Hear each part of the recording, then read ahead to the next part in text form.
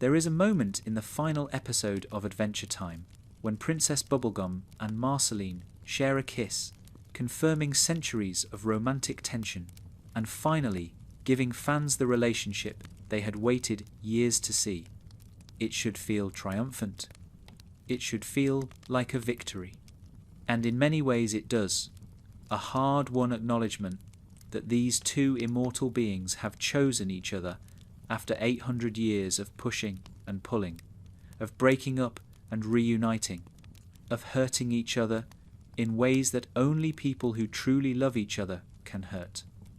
But even in this moment of apparent happiness, there is something underneath.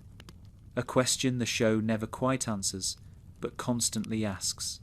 How long will this last? How long before the next catastrophe, the next separation, the next tragedy that pulls them apart? Happiness in Adventure Time is never a destination. It is always a rest stop on the way to somewhere else. This pattern runs through every major character arc in the series, a consistent philosophy about the nature of joy and suffering that becomes impossible to ignore once you start looking for it. Finn finds love and loses it, finds it again and loses it again, finds purpose and watches it crumble, rebuilds himself only to face new destruction. Jake achieves domestic bliss with Lady Rainicorn and their children, but the show keeps reminding us that he will die centuries before his partner, that their happiness contains the seed of inevitable grief.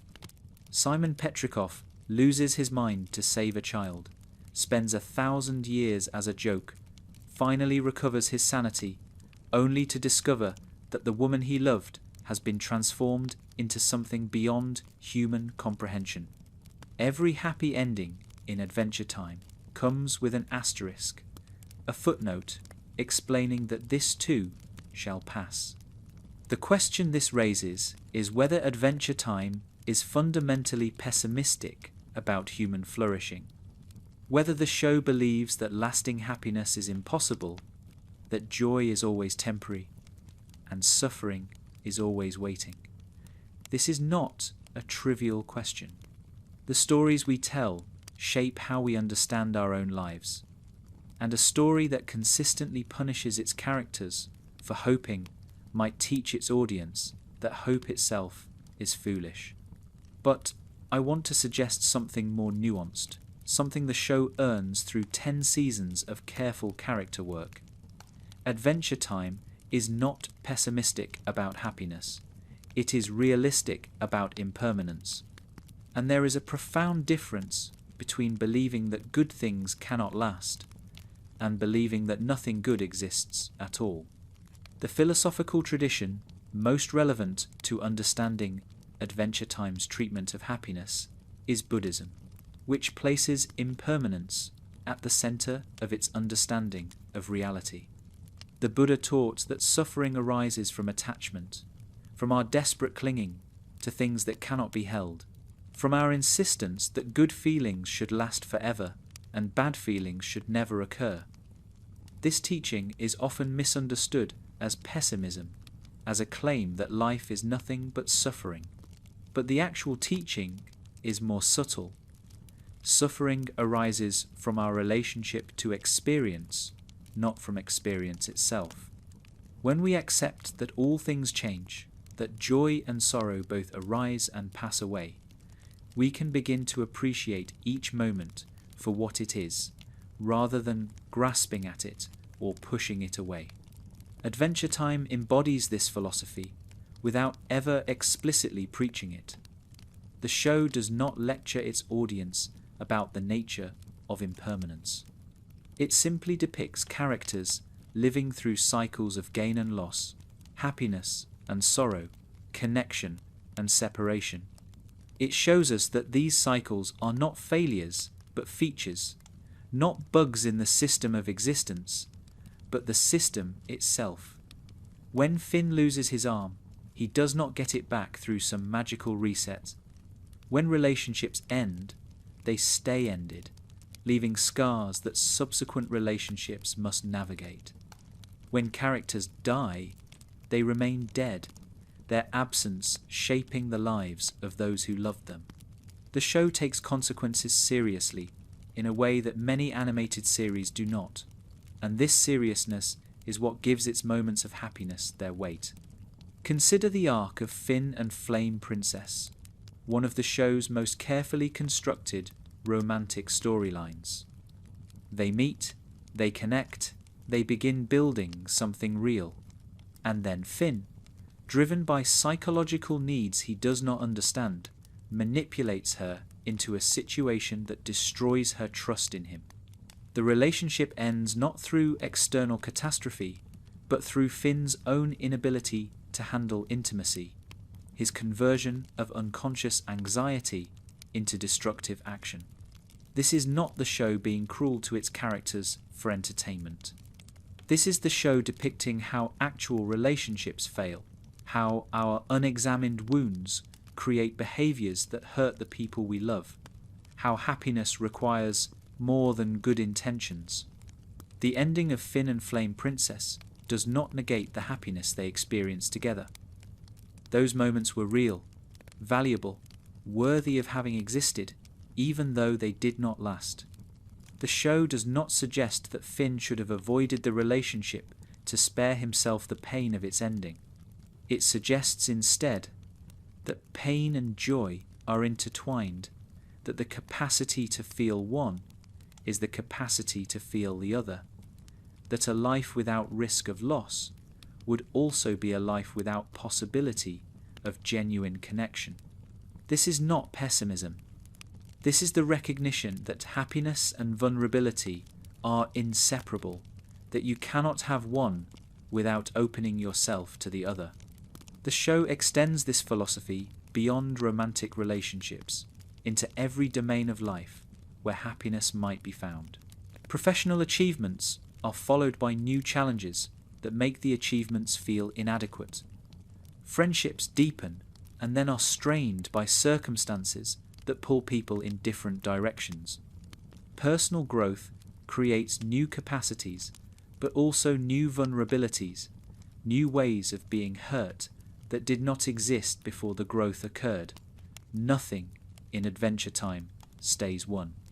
Every victory creates the conditions for new struggle, and the characters must continuously engage with this reality rather than ever reaching a stable endpoint where happiness can be permanently maintained.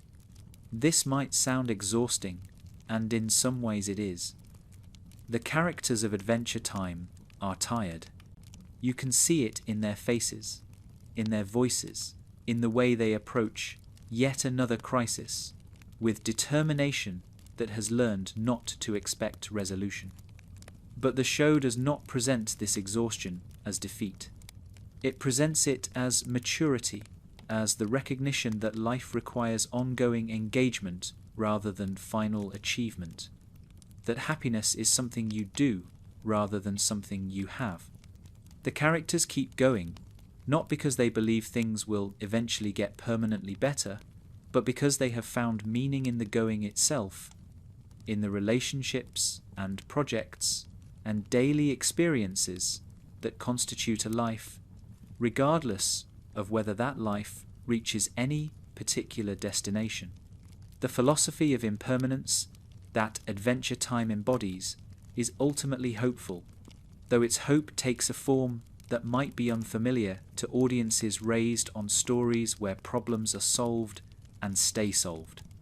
The hope is not that suffering will end, but that suffering and joy will continue to alternate, that the capacity for happiness remains even after happiness is lost, that tomorrow might bring connection even if today brought isolation.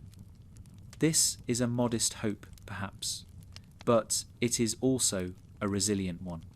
It cannot be disproven by any particular loss because it never claimed that loss would not occur.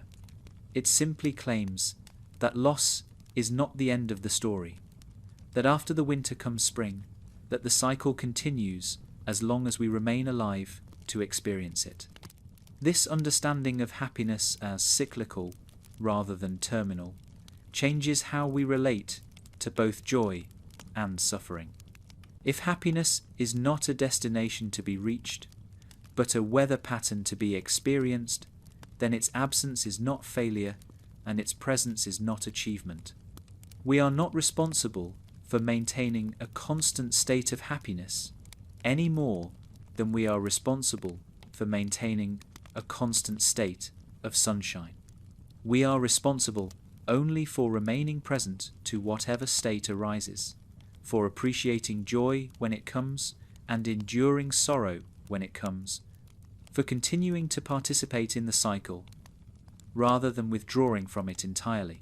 Adventure Time teaches this lesson not through explicit instruction, but through the accumulated weight of its storytelling, through seasons of watching characters gain and lose and gain again. The character whose arc most fully embodies Adventure Time's philosophy of impermanent happiness is Simon Petrikov, the man who became the Ice King and then, against all odds, became Simon again. His story spans the entire series and extends into the spin-offs. A millennium of suffering, punctuated by brief moments of connection that make the suffering bearable and somehow also worse. To understand what the show is saying about happiness, we must understand Simon, because his journey contains every element of the show's philosophy compressed into a single, devastating narrative. Simon's happiness before the Mushroom War is presented in fragments, glimpses of a life that seems almost impossibly normal, given what comes after. He was an antiquarian, a scholar, a man who wore bow ties and studied ancient artifacts, and fell in love with a woman named Betty, who understood and appreciated his particular kind of gentle obsession.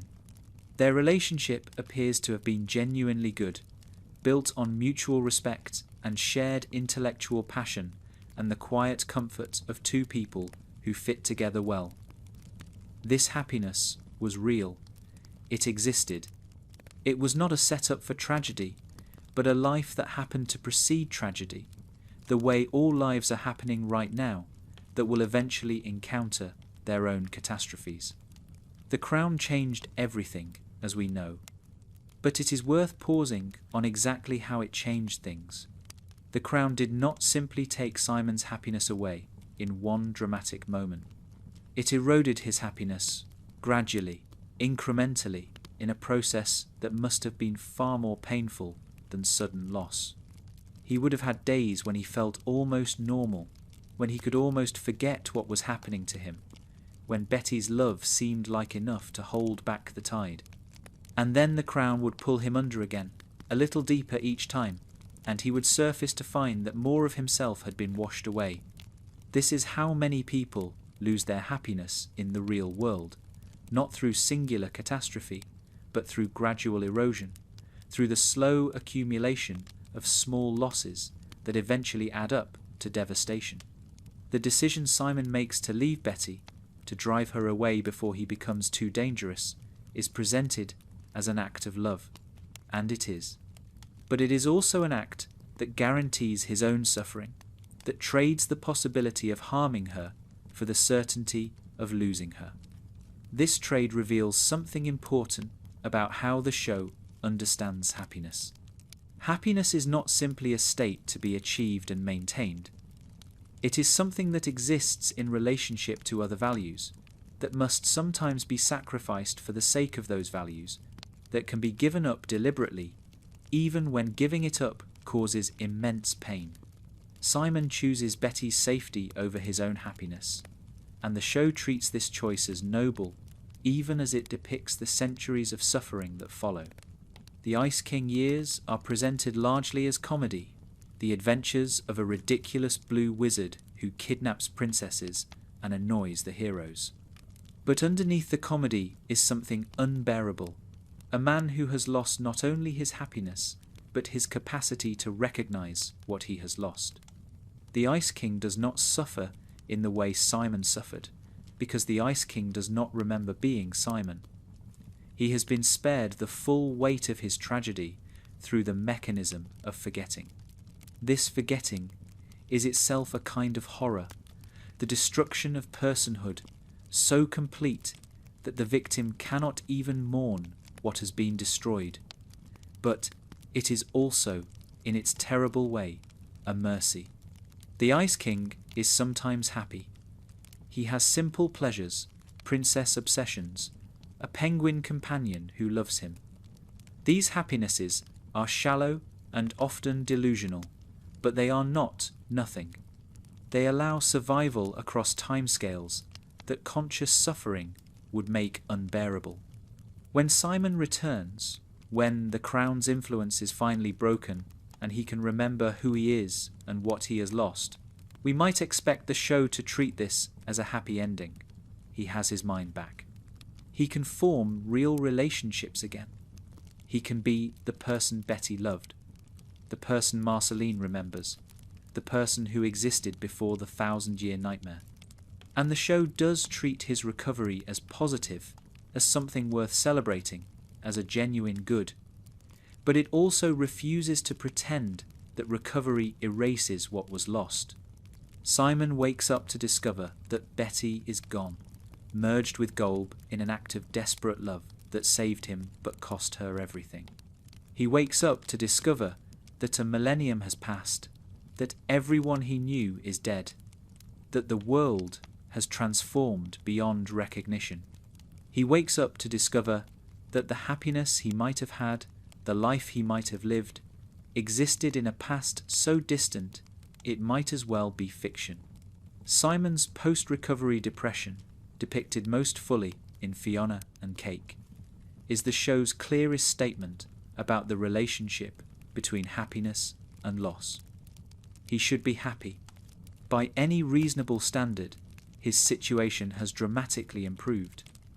He has his mind, his friends, his place in a world that accepts him.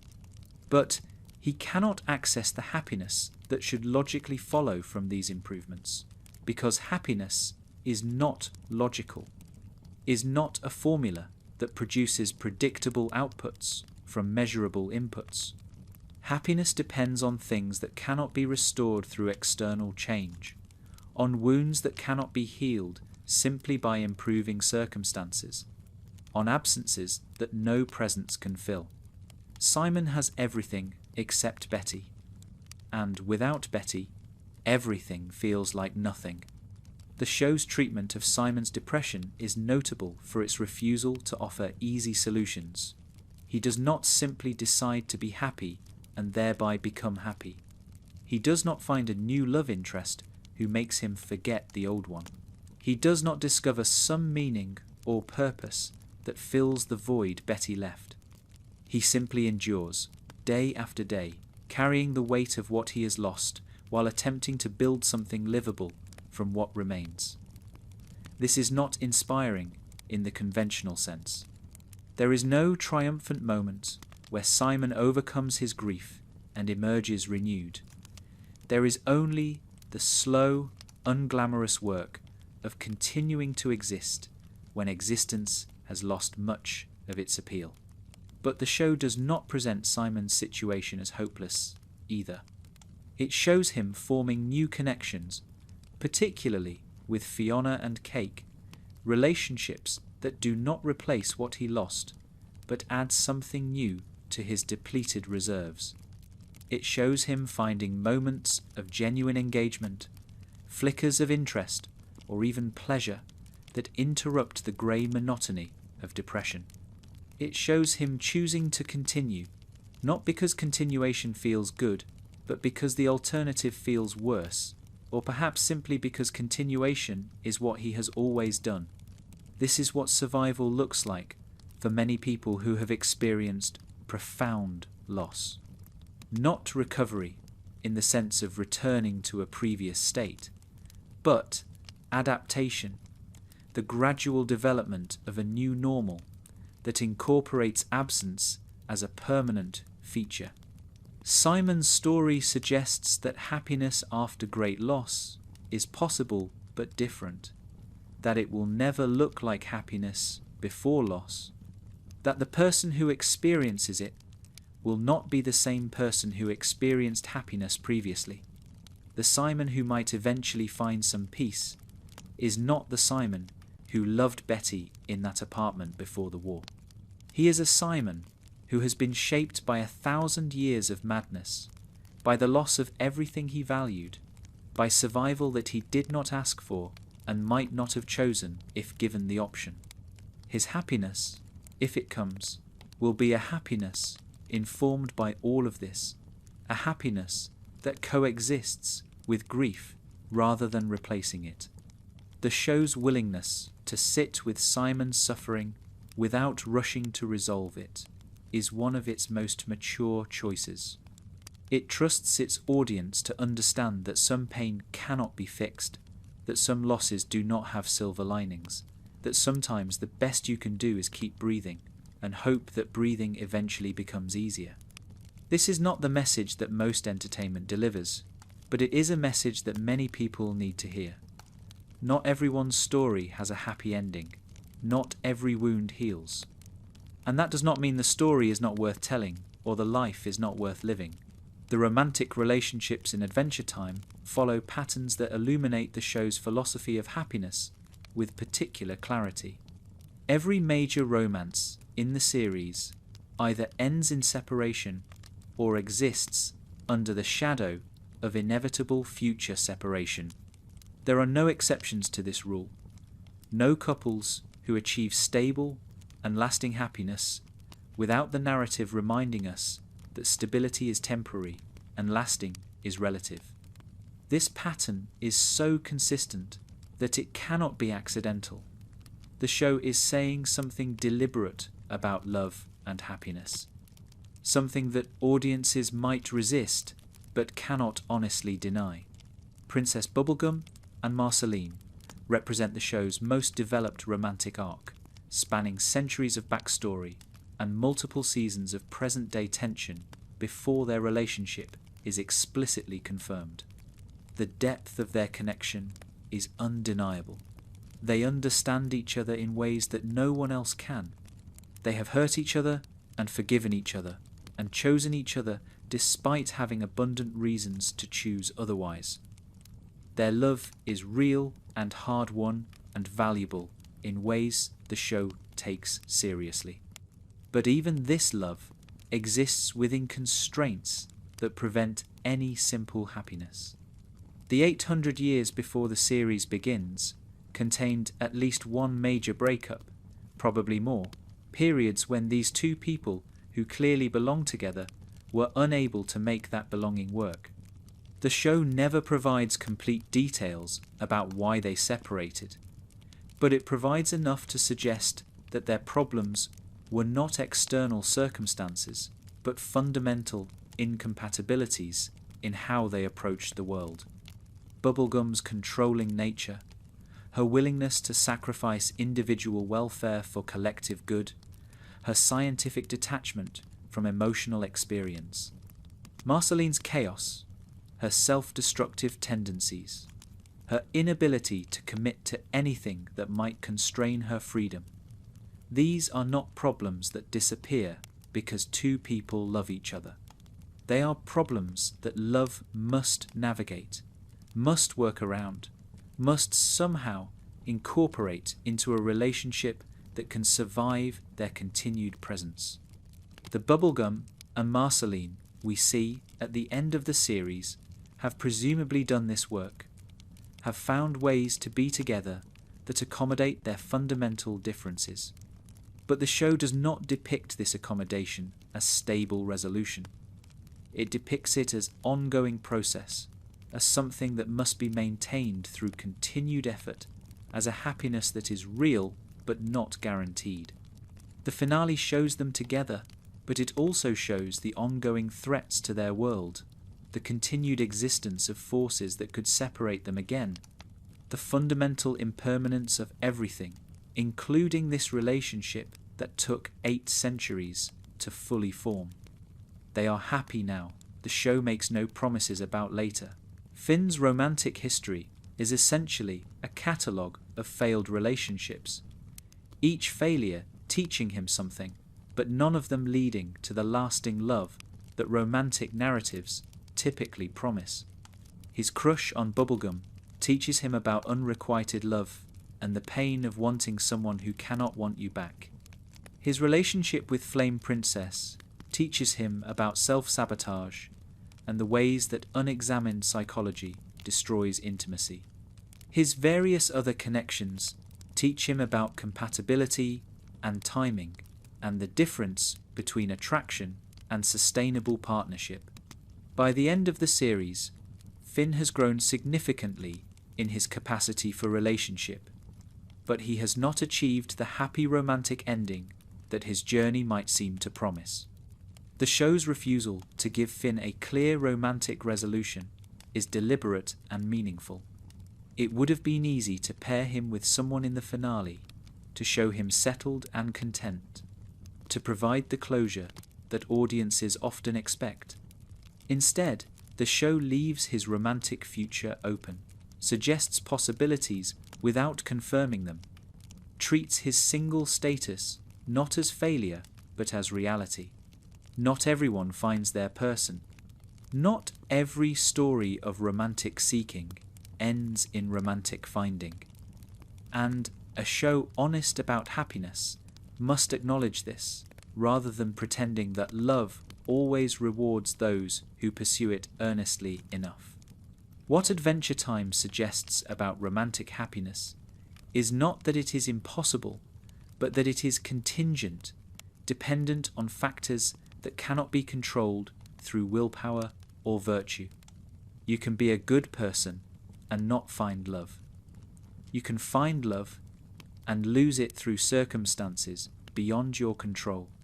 You can work on yourself and improve your capacity for intimacy and still end up alone, because the universe does not owe you a partner just because you have prepared yourself for one. This is not pessimism.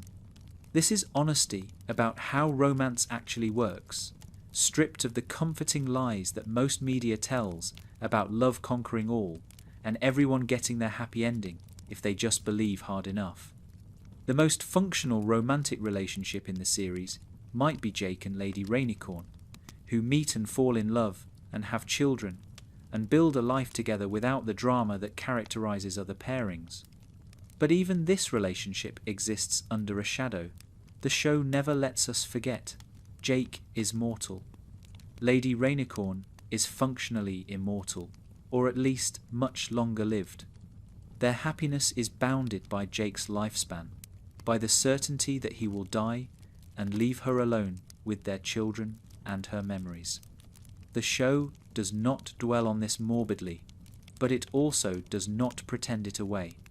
Every scene of their domestic happiness contains this knowledge, this awareness that what they have built is temporary in a way that only one of them will have to survive. This shadow over Jake and Lady's relationship is the show's clearest statement about the impossibility of permanent romantic happiness.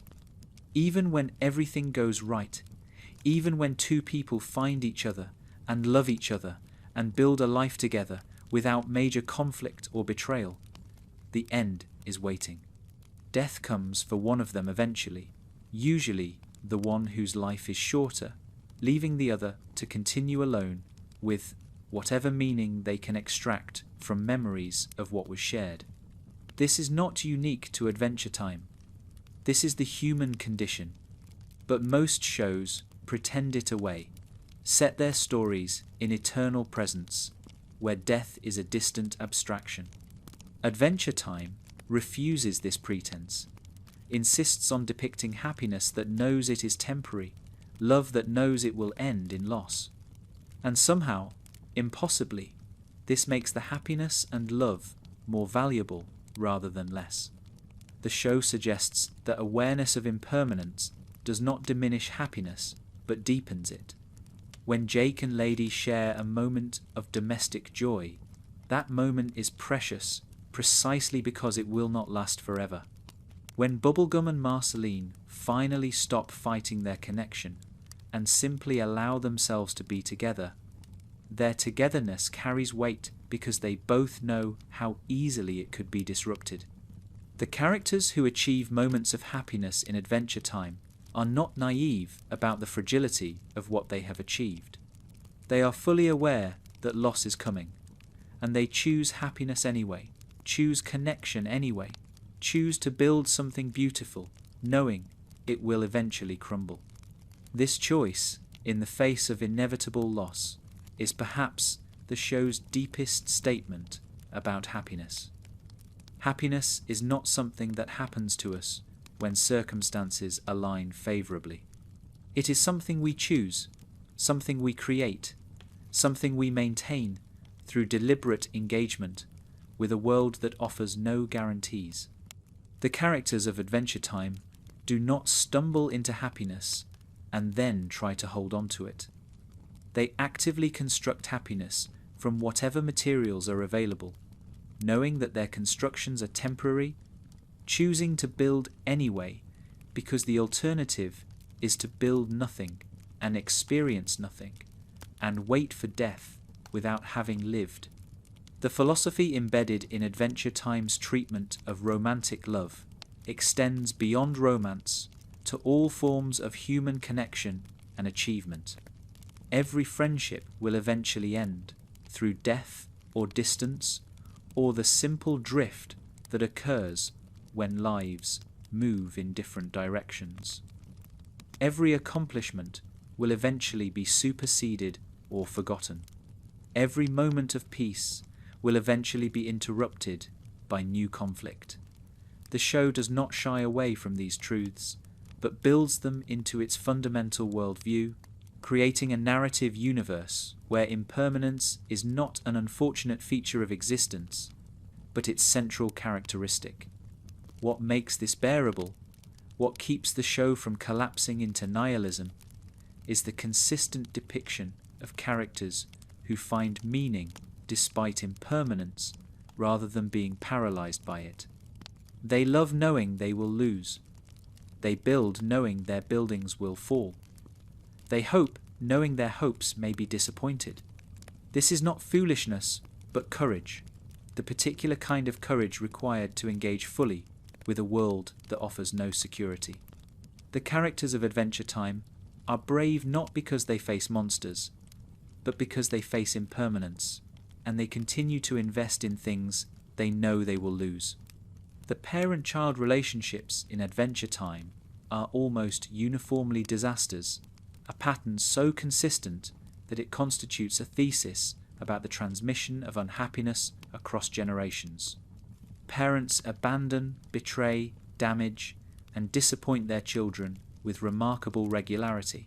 Children grow up carrying wounds inflicted by those who should have protected them. And when those children become parents themselves, they often repeat the patterns they experienced, passing trauma forward in an endless chain that the show depicts with unflinching honesty. If romantic relationships in Adventure Time cannot stay happy because of impermanence, parent-child relationships cannot stay happy because of inheritance. The way damage flows downhill from generation to generation. Finn's abandonment by Martin Mertens is the most prominent example, but it is far from the only one.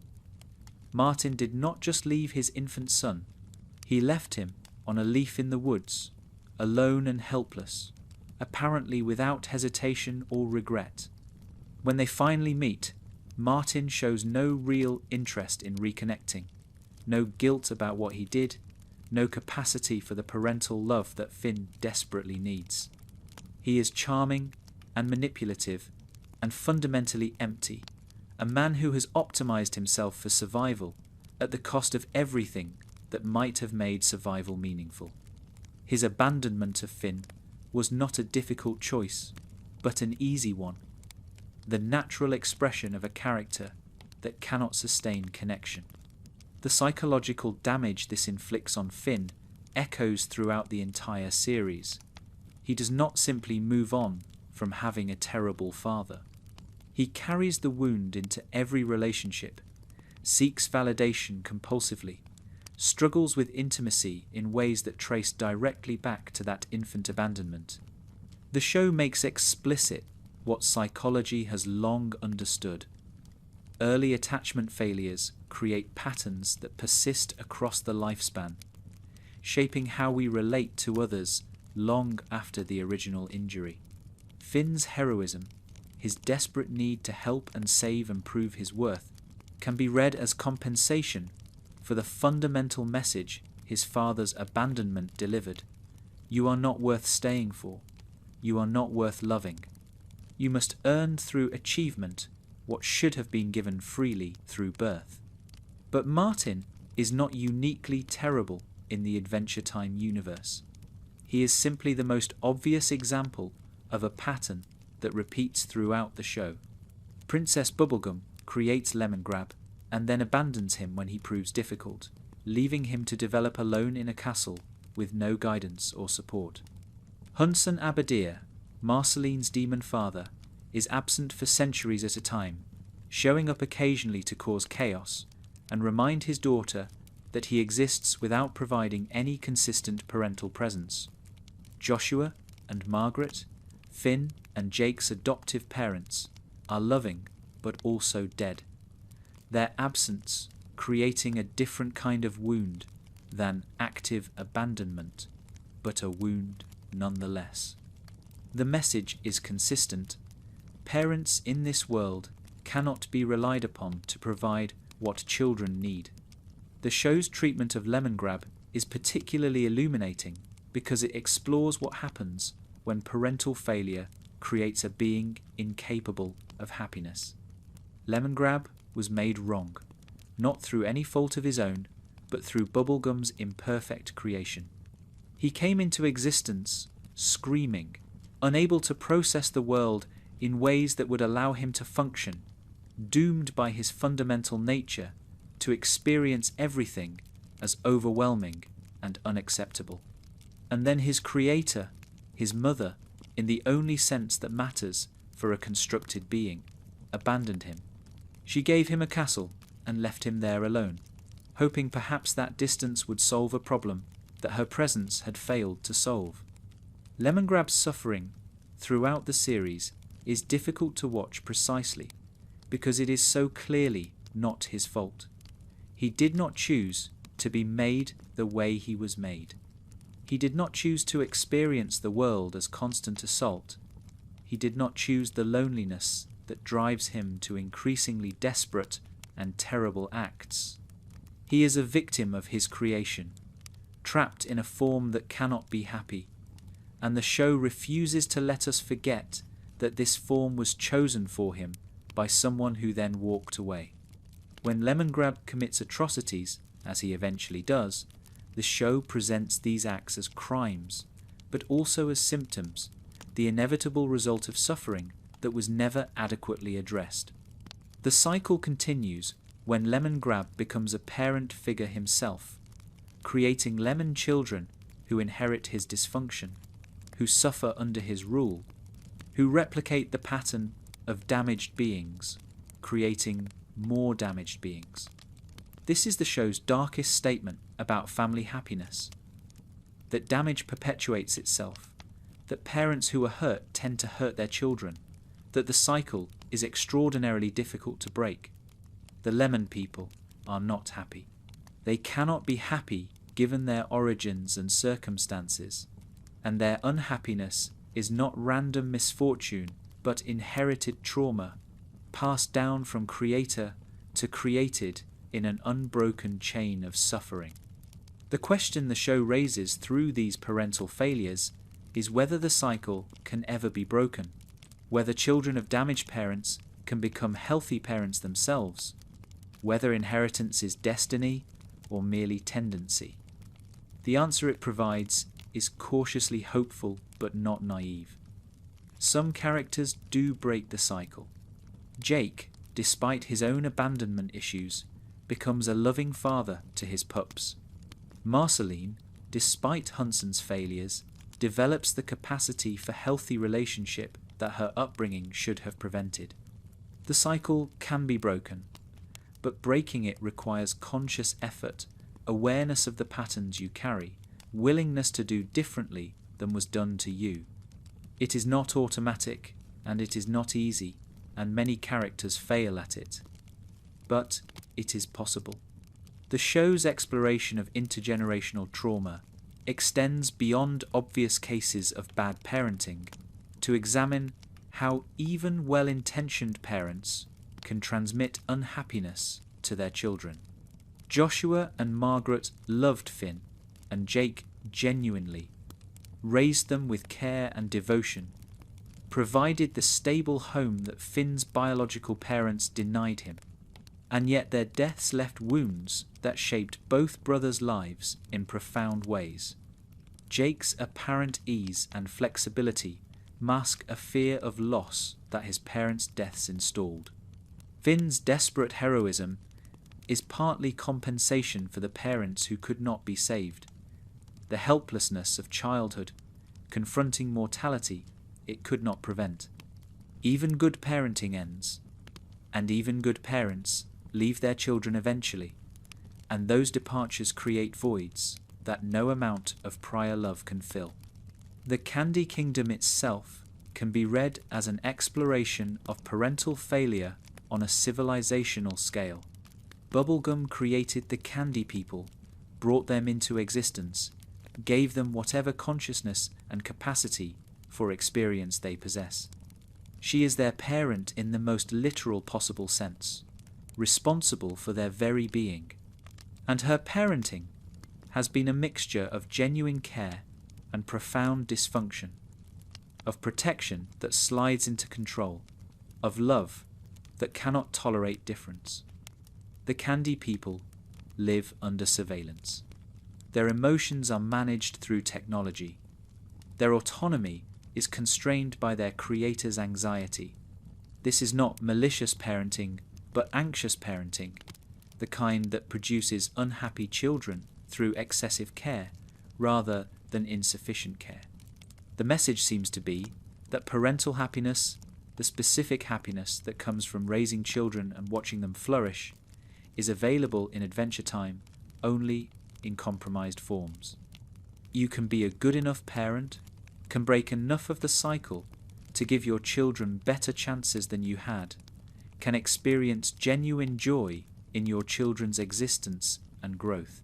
But you cannot protect them from all harm, cannot guarantee their happiness, cannot control the people they become or the choices they make.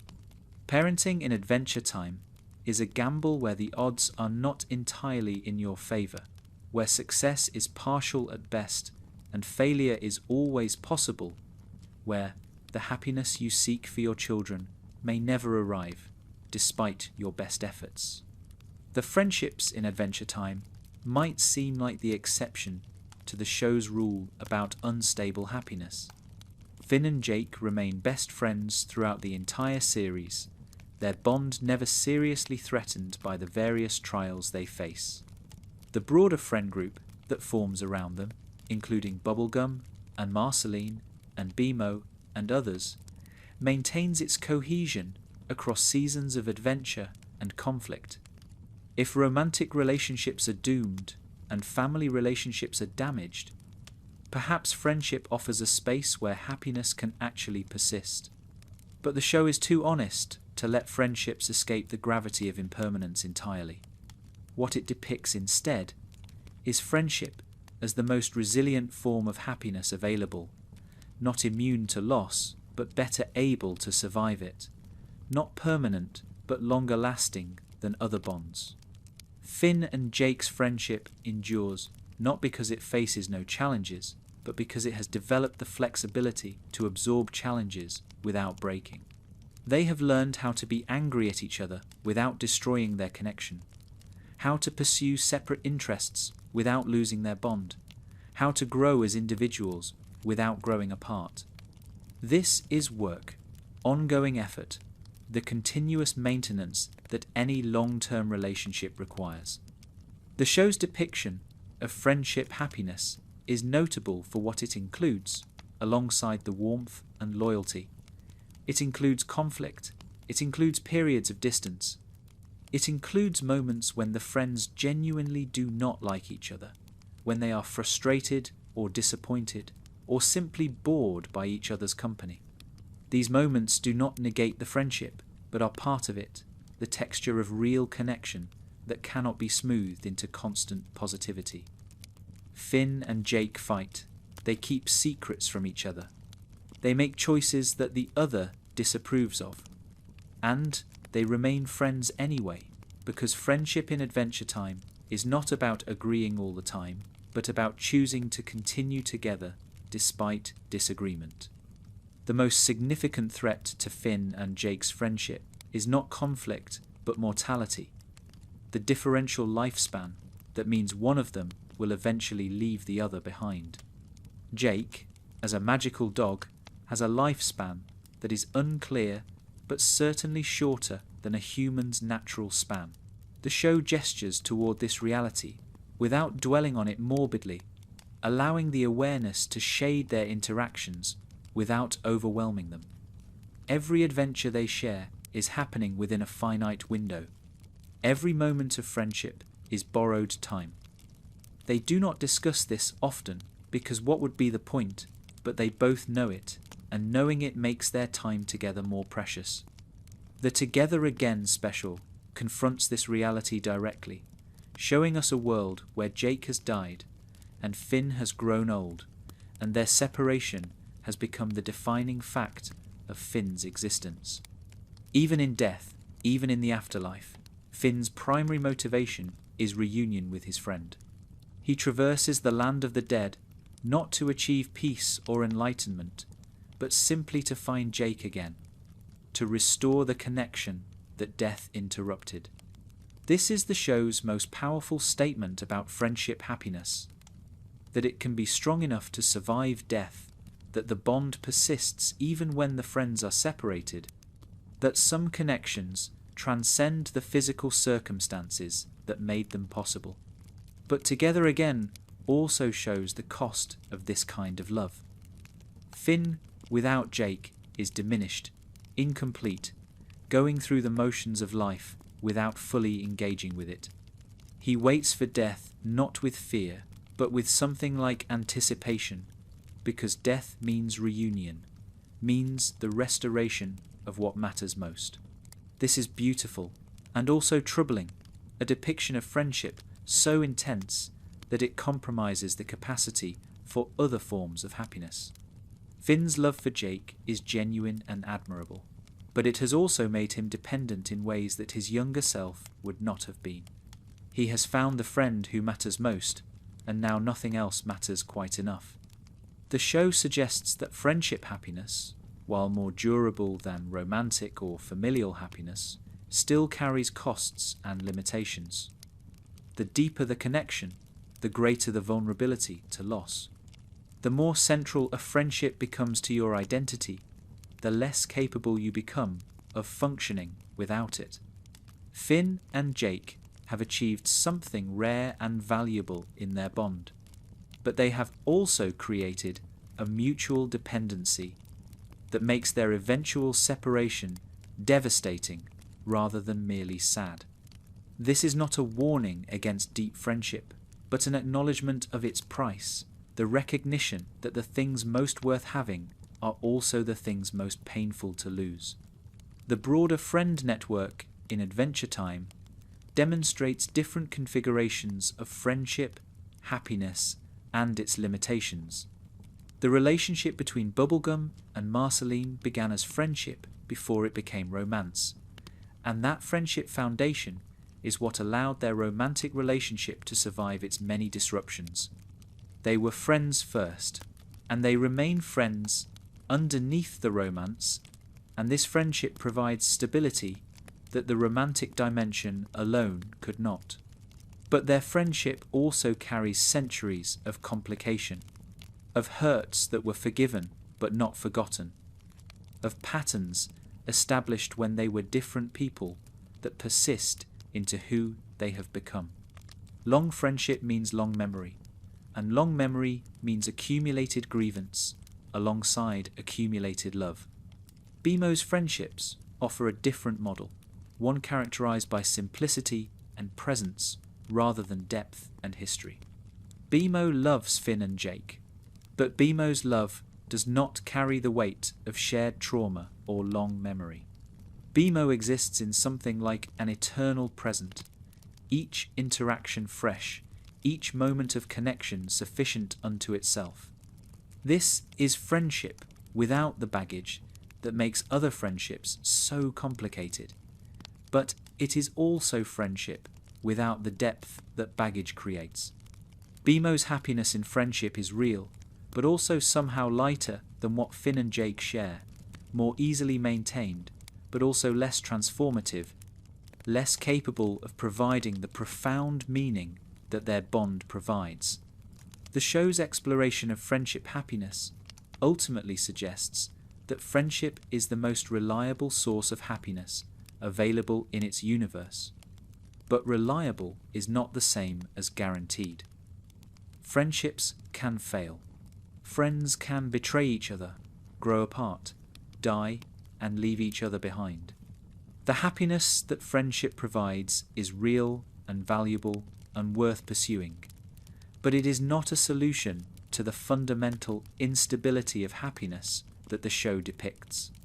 It is simply the best option among imperfect options, the warmest shelter in a cold universe, the closest thing to home that beings who cannot stay anywhere permanently can find. The friendships that endure in Adventure Time are notably not perfect. They are marked by conflict, by seasons of distance, by failures of understanding that take time to repair. What makes them endure is not the absence of problems, but the commitment to working through problems, the accumulated investment that makes walking away too costly, the recognition that no alternative friendship would be less complicated, because all deep friendships eventually become complicated. Finn and Jake stay friends not because their friendship is easy, but because they have both decided, repeatedly across years, that the friendship is worth the difficulty it requires. The show also examines what happens when friendships fail, when the commitment to working through problems is insufficient to maintain connection. The dissolution of certain friendships across the series, the drifting apart of characters who once seemed close, serves as reminder that friendship happiness is not automatic. It requires tending, requires attention, requires the ongoing choice to prioritize connection over the many forces that work to dissolve it. Characters who neglect their friendships, who take them for granted, who assume that past closeness guarantees future closeness, often find themselves isolated in ways they did not expect. The lesson seems to be that friendship happiness is earned rather than given, maintained rather than achieved, a verb rather than a noun. You do not have a friendship in the way you have a possession. You do friendship in the way you do any ongoing practice, through repeated action, through choice renewed daily, through the work of showing up even when showing up is difficult. The characters who find happiness in friendship are not lucky recipients of good friends, but active participants in the creation and maintenance of those friendships. Builders who never stop building, because the structure requires constant repair. The show's treatment of success and achievement reveals another dimension of its philosophy about happiness. Characters in Adventure Time accomplish remarkable things. They save kingdoms, defeat cosmic threats, create civilizations, master powerful magics. By any external measure, they are successful beyond what most beings could hope to achieve. And yet these accomplishments do not produce lasting happiness, do not fill the voids that drive the characters toward achievement in the first place, do not resolve the underlying conditions that made the striving feel necessary. Success in Adventure Time is revealed as a treadmill, each achievement creating the conditions for new striving, rather than providing the rest that was implicitly promised. Princess Bubblegum is the clearest example of this pattern. She has built a kingdom from nothing, populated it with beings she created, protected it for centuries against threats both internal and external. Her scientific achievements are remarkable, her political skills formidable, her dedication to her people apparently boundless. She is, by most measures, the most successful character in the show, having achieved more than anyone else, and maintained those achievements across an impossibly long time span. And she is also one of the least happy characters, driven by anxiety and control and a fear of loss that no amount of success can quiet. The show suggests that Bubblegum's unhappiness is not despite her success, but because of it, or at least because of the psychology that drives her towards success. She achieves because she fears, creates because she dreads loss, works constantly because stopping would mean confronting the emptiness that activity keeps at bay. Her success is real but also compensatory, an attempt to build something stable in a universe that does not permit stability, to create permanence through effort in a world where everything eventually falls apart. The more she achieves, the more she has to lose, and the more she has to lose, the more anxiously she works to protect what she has built. It is a trap disguised as triumph. Finn's heroism follows a similar pattern, achievement that never satisfies because satisfaction was never the real goal. He saves people compulsively, throws himself into danger without adequate reflection, treats every threat as urgent regardless of its actual importance. This behaviour is presented as admirable, and in many ways it is. The world is better because Finn exists and does what he does. But the show also makes clear that Finn's heroism is driven partly by psychological need, by the desperate search for validation that his childhood abandonment created. He is not just helping because helping is good. He is helping because helping makes him feel like he deserves to exist, like he has earned his place in a world that his father's abandonment suggested did not want him. The problem with achievement-based happiness is that it is conditional and therefore unstable. You are only as happy as your most recent accomplishment, only as valuable as your current contribution, only as worthy as your ongoing performance suggests. This is exhausting. It permits no rest, no fallow periods, no seasons of simply existing without producing. The characters who pursue happiness through achievement are condemned to perpetual motion, to the treadmill that speeds up as you run faster, to the horizon that recedes as you approach it. They can never achieve enough, because enough is not the point. The point is the achieving, the doing, the constant demonstration of worth to a universe that never definitively confirms that worth has been demonstrated. The show contrasts this achievement-oriented unhappiness with characters who find contentment through simpler means. Bimo is perhaps the happiest character in Adventure Time, and Bimo achieves nothing by conventional standards. Bimo plays games, imagines adventures, creates elaborate fantasies that exist only in Bimo's mind. Bimo does not save kingdoms or defeat cosmic threats. Bimo simply exists, engaged with whatever the present moment offers, unburdened by the need to prove anything to anyone. This is not presented as a model for everyone to follow. Bimo's simplicity works for Bimo, but might not work for beings with different needs and capacities. But it stands as evidence that achievement is not the only path, that happiness might be found through being rather than doing, that the treadmill is optional even if many characters cannot see how to step off it. The show does not condemn achievement or suggest that Bubblegum and Finn are wrong to strive. It simply observes that striving does not produce the happiness it promises, that success does not fill the voids that motivate it, that there is something almost tragic about beings who work so hard and receive so little lasting satisfaction from their work.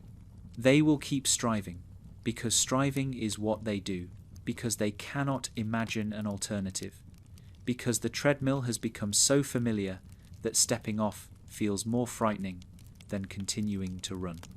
And the show watches them with compassion, but also with clear-eyed recognition that they are caught in a pattern they cannot see, pursuing a happiness that will always remain just out of reach. The Ice King's arc provides a fascinating counterpoint to achievement-based unhappiness. Before he became the Ice King, Simon Petrikov was an achiever, a scholar who built a career on intellectual accomplishment, who defined himself through his work and his expertise. The crown took all of that away. It stripped him of his achievements, his knowledge, his capacity to contribute anything meaningful to the world. And in a perverse way, this stripping freed him from the achievement treadmill that continues to trap Bubblegum and Finn. The Ice King is not unhappy because he failed to achieve. He is unhappy for entirely different reasons, and his unhappiness has nothing to do with performance or productivity or proving his worth. He has been liberated from that particular trap by being thrown into a different and worse one. When Simon recovers, when he regains his mind and his capacity for the achievement he was once capable of, he does not immediately return to the treadmill. His experience has taught him something about the limitations of achievement-based happiness, about the futility of trying to earn joy through accomplishment. He is still capable of contributing, still has knowledge and skills that could be valuable, but he no longer seems driven by the need to prove himself through contribution, no longer defines his worth by what he produces. This is one of the few genuine transformations the show depicts. A character who has stepped off the treadmill and found that existence without constant achievement is survivable, even if it is not particularly happy. The question of whether achievement can ever produce lasting happiness is answered by the show with a qualified no. Achievement can produce satisfaction, can provide meaning, can contribute to a life that is worth living, but it cannot fill the voids that motivate it, because those voids are not actually about achievement. They are about love, about belonging, about the fundamental human need to feel that existence is worthwhile, independent of what you accomplish. Bubblegum achieves because she fears loss, but achievement cannot protect against loss. Finn achieves because he needs to feel worthy, but achievement cannot provide worthiness that sticks. They are using the wrong tool for the job they actually need done, and no amount of success with that wrong tool will produce the result they are actually seeking. The show's most successful characters in terms of happiness are often its least successful in terms of conventional achievement. Tree Trunks bakes pies and lives, simply, and seems genuinely content with her small life. Chew's Goose speaks in rhymes and trades, trinkets, and appears unburdened by ambition. These characters are not presented as models for everyone to follow, and their simplicity sometimes shades into limitation or even foolishness. But they demonstrate that happiness is available outside the achievement framework, that some beings find contentment without ever saving a kingdom or defeating a cosmic threat. The universe does not require accomplishment as the price of happiness. That requirement is imposed by the characters on themselves, a self-created trap that they could theoretically escape if they could imagine an alternative. The question of whether Adventure Time is ultimately pessimistic or optimistic about happiness requires us to distinguish between different kinds of pessimism and optimism. A shallow optimism would claim that happiness is readily available, that problems can be permanently solved, that the right choices lead to stable contentment. Adventure Time clearly rejects this view. A shallow pessimism would claim that happiness is impossible, that all efforts to achieve it are futile, that existence is nothing but suffering poorly disguised. Adventure Time rejects this view too. What the show offers, instead, is something more nuanced. a perspective that might be called tragic optimism, the recognition that happiness is real and valuable and worth pursuing, even though it cannot be permanently secured. The philosopher Albert Camus wrote about the absurd, the conflict between our desire for meaning and the universe's apparent indifference to that desire. He argued that the proper response to absurdity is not despair but revolt, the decision to continue living and striving despite the lack of cosmic guarantee that our striving matters. Adventure Time embodies this philosophy without ever naming it. Its characters face a universe that offers no permanent happiness, no stable solutions, no final rest. And they revolt against this condition, not by pretending it does not exist, but by choosing to engage anyway, to love and build and hope, despite excellent reasons for giving up. The show's treatment of Finn exemplifies this tragic optimism. He has lost more than most people could bear. His father abandoned him. His romantic relationships have failed. His arm was torn off reaching for someone who did not want to be reached. He has every reason to become bitter, to withdraw, to conclude that engagement with the world brings only pain. Instead, he continues. He keeps helping people, keeps forming relationships, keeps throwing himself into adventure with an enthusiasm that seems almost irrational given his history. This is not naivety. Finn knows that things can go wrong, that people can hurt you, that love does not always work out.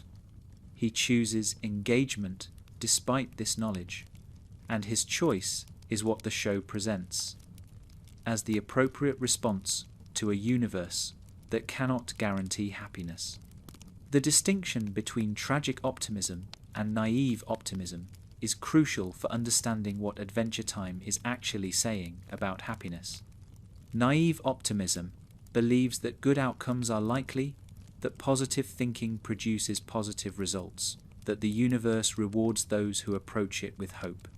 Tragic optimism makes no such claims. It simply asserts that hope is worth maintaining, regardless of outcomes, that engagement is preferable to withdrawal, regardless of results, that the pursuit of happiness has value even when happiness itself proves elusive. Finn does not continue because he believes things will work out. He continues because continuing is what he has decided to do, because the alternative is a kind of death that arrives before the body stops functioning. This philosophy is communicated not through dialogue or explicit statement, but through the accumulated weight of the show's storytelling. We watch characters fail and try again, lose and seek again, hurt and heal enough to risk being hurt again. We see that the cycle continues, that neither success nor failure is permanent, that life keeps presenting opportunities for engagement regardless of how previous engagements have ended. The show does not promise that the next attempt will succeed. It simply depicts characters making next attempts, modelling a way of being in the world that treats impermanence as context rather than obstacle. The finale of Adventure Time does not resolve its characters' struggles or guarantee their future happiness. It simply shows them continuing, facing new threats, maintaining the connections they have built, preparing for whatever comes next. This is the only kind of ending that would be honest given the show's philosophy. Any ending that provided permanent resolution would betray everything the preceding seasons had taught about the nature of happiness. The characters are not done. They will never be done. Their stories continue beyond the frame of the show, carrying the same mixture of joy and sorrow, gain and loss that has characterized their existence throughout. The message is not that happiness is impossible, but that permanence is impossible, and happiness that depends on permanence is therefore unavailable. The happiness that is available, the happiness the show's characters actually achieve, is temporary, contingent, subject to revision, without notice. This is not consolation prize happiness. not the sad substitute we settle for when real happiness proves unavailable. This is the only happiness that exists, the only kind that has ever existed, the kind that all humans experience, whether they recognize its nature or not. Adventure Time simply makes explicit what is usually left implicit, forces us to see the impermanence that we usually pretend away, and suggests that this seeing is ultimately liberating rather than depressing. The liberation comes from releasing the impossible demand, the expectation that happiness should be permanent once achieved. This expectation is what creates suffering beyond the natural suffering of loss. When we lose something we loved, we suffer the loss itself. But when we believed we were supposed to keep it forever, we suffer additionally from the sense that something has gone wrong, that the universe has cheated us, that we have failed in some way. Adventure Time suggests that nothing has gone wrong when happiness ends. Happiness ending is how happiness works. The show invites us to release the secondary suffering, the suffering about suffering, while acknowledging that the primary suffering cannot and perhaps should not be avoided. This philosophy has practical implications for how we pursue happiness. If permanent happiness is not available, then the pursuit of permanent happiness is misdirected effort. We should not be trying to achieve a state that will never change. We should be trying to create conditions conducive to recurring happiness, to building lives that will contain many moments of joy, even if none of those moments last. This shifts the focus from arrival to journey, from achievement to process, from getting happy to being available for happiness when it arises. The characters who seem most at peace in Adventure Time are those who have internalized this shift, who pursue engagement rather than outcome, who remain present to whatever each moment offers, without demanding that the moment extend indefinitely. BMO embodies this orientation most purely, but other characters approach it in their better moments.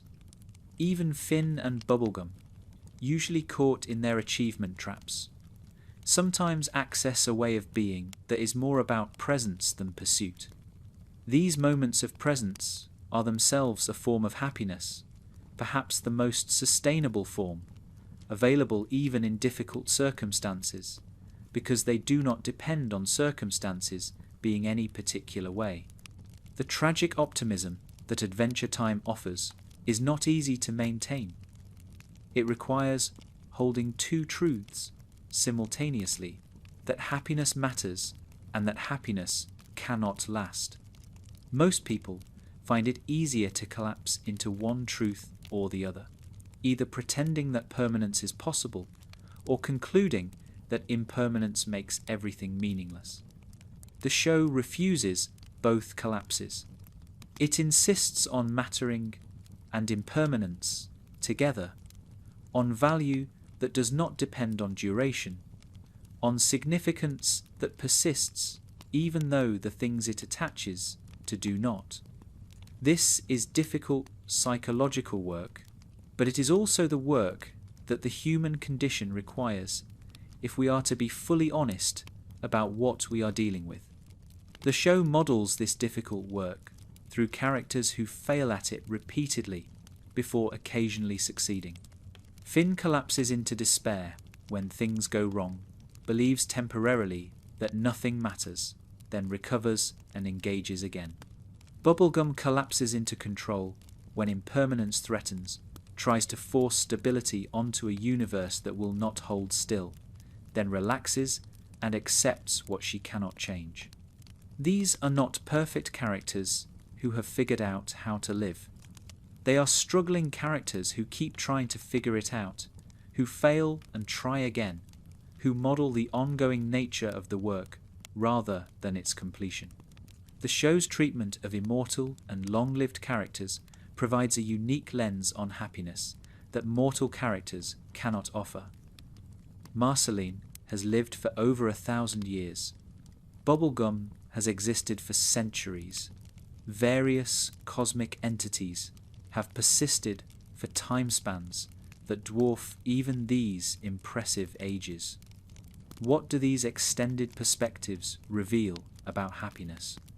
Do beings with more time find more happiness, or do they simply experience more cycles of the same pattern, more iterations of gain and loss, more opportunities to learn that nothing permanent is available? The answer the show provides is sobering. Extended life does not produce extended happiness. It produces extended experience of the same impermanence that shorter lives contain. More repetitions of the cycle, more opportunities to love and lose and love again. Marceline has had 1,000 years to find lasting happiness and has not found it. Bubblegum has had centuries to build something permanent and watches it constantly threaten to crumble. The cosmic entities who have existed since the beginning of things are not notably happier than the mortals who flicker in and out of existence in what must seem like moments from their perspective. More time does not solve the problem, because time is the problem, or rather, the passage of time, the change that time brings, the impermanence that is woven into the fabric of temporal existence. Marceline's 1,000 years have contained genuine happiness, moments and periods, and perhaps even extended eras of contentment and joy.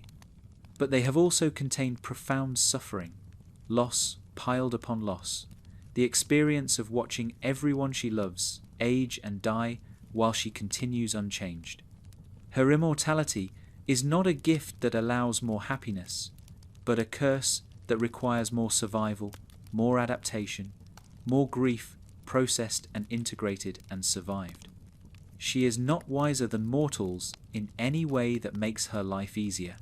She is simply more experienced, has seen more patterns repeat, has learned more thoroughly that nothing stays. The show suggests that immortality might actually be worse for happiness than mortality, that the finitude of mortal life creates urgency that motivates engagement, while infinite life creates a kind of exhaustion that undermines it. Why pursue happiness today when you have forever? Why risk vulnerability when you know from experience that vulnerability leads to loss? The immortal characters in Adventure Time often seem tired in a way that mortal characters do not, worn down by centuries of experience into something like resignation. They continue because continuation is what they do, but the fire that drives mortal striving has dimmed in them, replaced by something more like habit. Bubblegum's response to her extended existence has been control, the attempt to create stability through management, to build systems that will persist even as the people within them change. This response is understandable given her experience. She has seen chaos destroy things she loved. She has watched entropy claim kingdoms and relationships and hopes. Her controlling nature is not personality flaw, but adaptation. The strategy she has developed for surviving in a universe that constantly threatens what she values. But the strategy does not produce happiness. It produces anxiety, vigilance, the exhausting work of maintaining what cannot ultimately be maintained. She is not happy. She is coping, which is different. The Ice King's 1,000 years present yet another variation. He was not conscious for most of them, not in the way that Marceline and Bubblegum were conscious.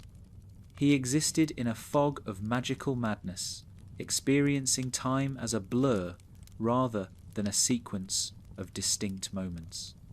When he recovers, when he becomes Simon again, he must confront a millennium of lost time, of existence without presence, of life that was not really lived. His experience suggests that consciousness of impermanence might be necessary for whatever happiness is available, that the Ice King's foggy contentment was not real happiness, but just the absence of acute suffering, a kind of existence that does not count as living, even though the body persisted through it. The cosmic entities like Prismo and the cosmic owl have existed even longer, have seen universes rise and fall, have maintained their functions across timescales that make individual lives seem like sparks. And they are not happy either. Prismo is lonely, bound to his room, able to grant wishes, but unable to wish himself free. The cosmic owl carries the burden of prophecy, knowing futures he cannot change, watching events unfold toward destinations he has already seen. Their extended existence has not granted them wisdom that produces happiness. It has granted them perspective that makes happiness seem even more elusive, more clearly temporary, more obviously a brief fluctuation in an endless expanse of neutral existence.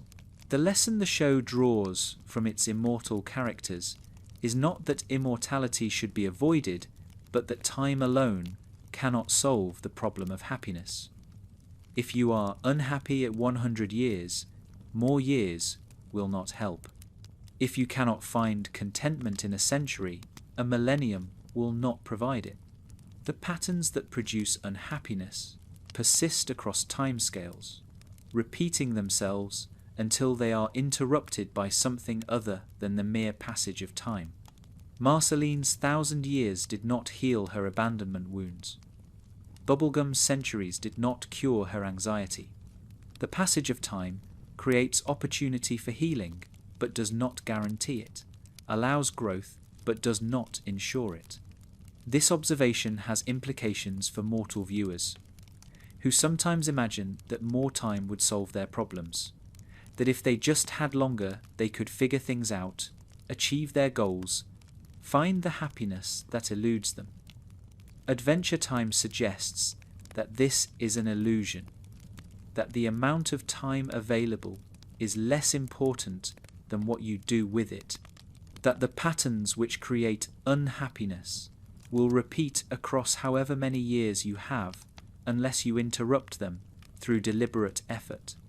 The immortals of the show have not found happiness, not because they have not tried, but because they have kept trying the same things, have repeated patterns that do not work, have assumed that persistence would eventually yield different results. The show also explores what immortality does to relationships, how differential lifespan creates asymmetries that complicate connection. Marceline has watched generations of mortals be born and die, has formed attachments and lost them to the simple passage of time. This experience has made her cautious about attachment, reluctant to invest in beings who will inevitably leave her.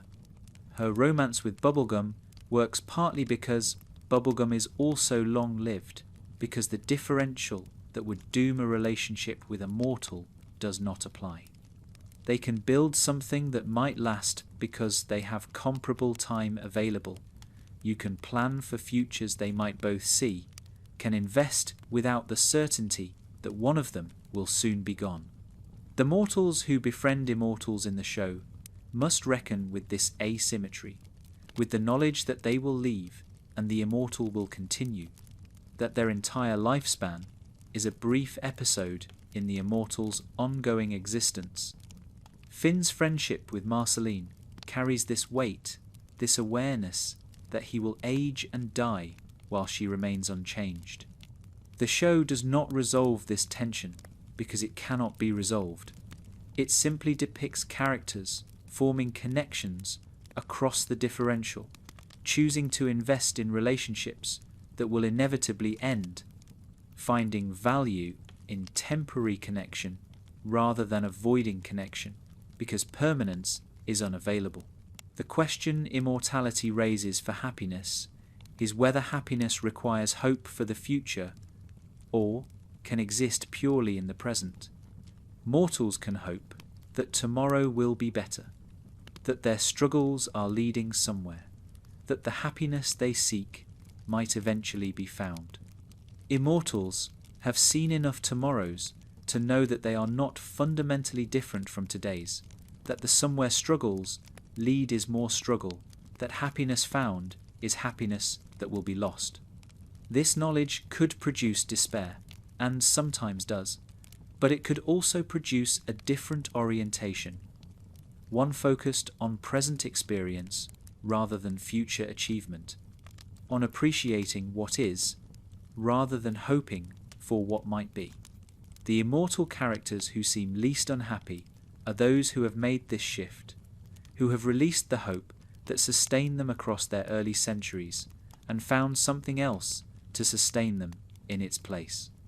The children in Adventure Time occupy a special position in the show's exploration of happiness because children traditionally represent hope, possibility, the future that will be better than the present.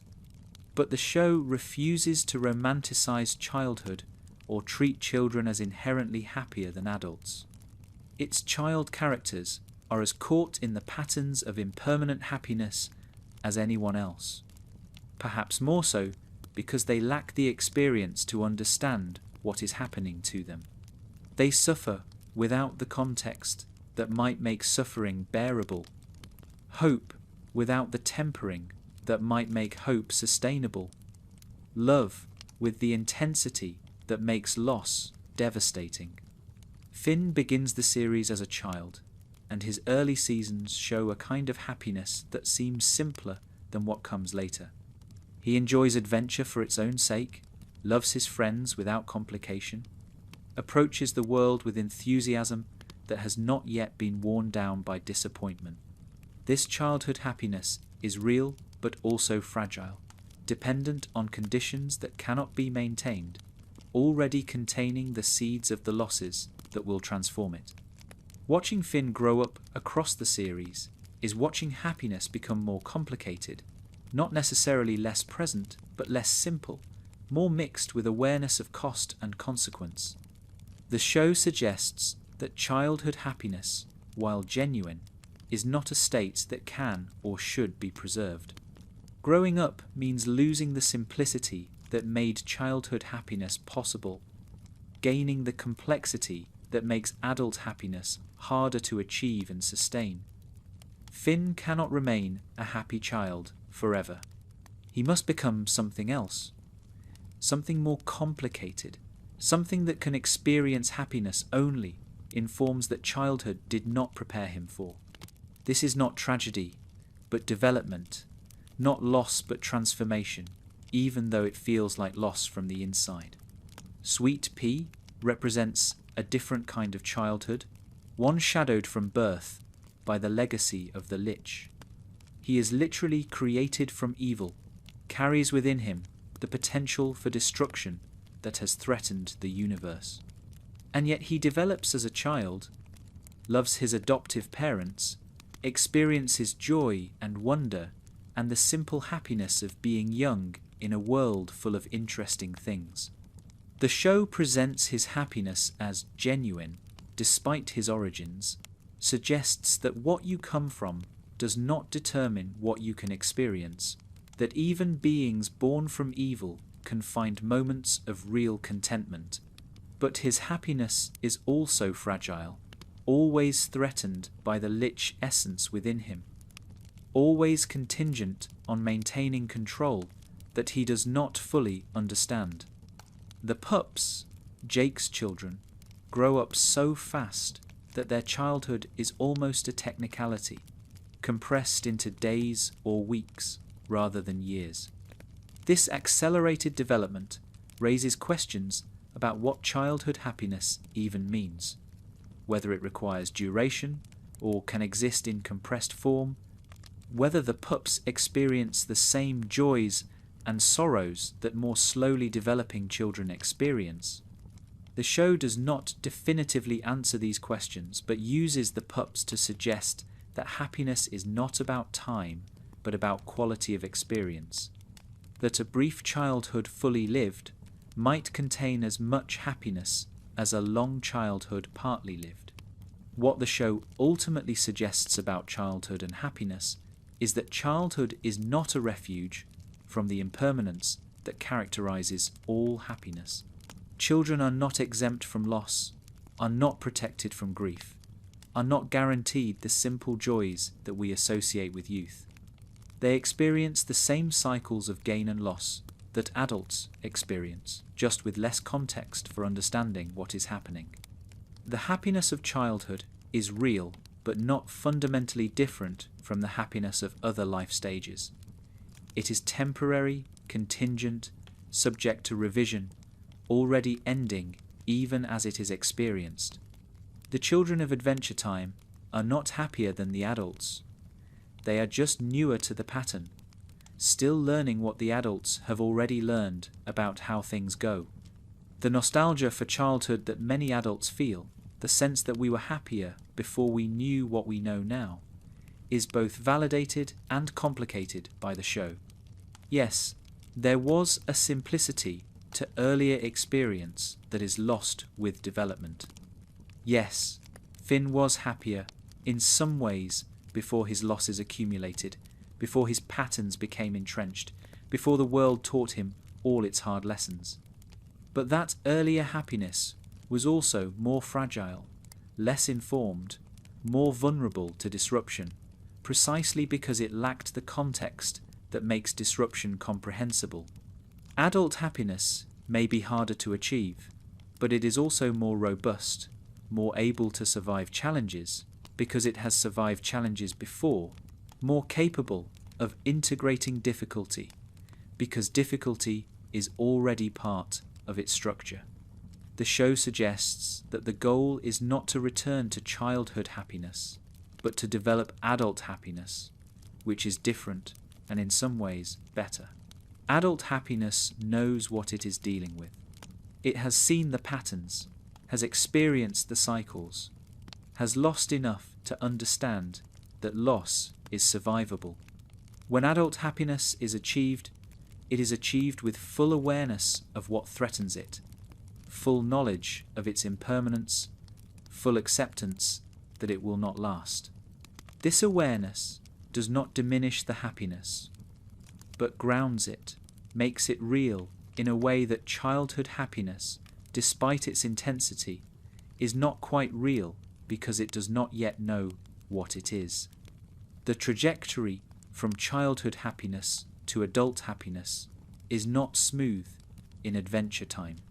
It passes through periods of profound unhappiness, through losses that seem like they will never be integrated, through experiences that make happiness seem permanently unavailable. Finn's adolescence is marked by this passage, by the destruction of simpler happiness and the failure to yet achieve its more complex successor. He is no longer a happy child and not yet a happy adult, caught in the difficult middle where the patterns are being learned but not yet mastered, where the losses have occurred but not yet been integrated, where happiness feels more distant than it has ever been. But the show suggests that this difficult middle is not permanent, that the passage does eventually lead somewhere, that adult happiness is available to those who survive the journey toward it. The older characters, those who have completed the passage that Finn is still making, demonstrate that life on the other side is possible. They are not constantly happy, but they are also not constantly unhappy. They have found accommodations, have developed capacities, have learned to pursue happiness in forms that account for impermanence rather than ignoring it. Their example suggests that what Finn is going through is difficult but not endless, that the passage has a far shore, even if that shore cannot be seen from where he currently stands. The relationship between childhood innocence and adult wisdom in Adventure Time is not simple replacement but complex integration. Adult characters who have achieved some measure of peace have not lost the capacity for wonder that characterized their youth. They have added to it layered experience over innocence without entirely burying what lies beneath. Marceline can still be delighted by small things even after 1,000 years of loss. Bubblegum can still be surprised by her world, even after centuries of trying to control it. The innocence is still there, preserved somehow beneath the accumulated weight of experience, available in moments when the weight temporarily lifts. This integration suggests that growing up does not require abandoning childhood but incorporating it, making space for both the wonder of youth and the wisdom of age.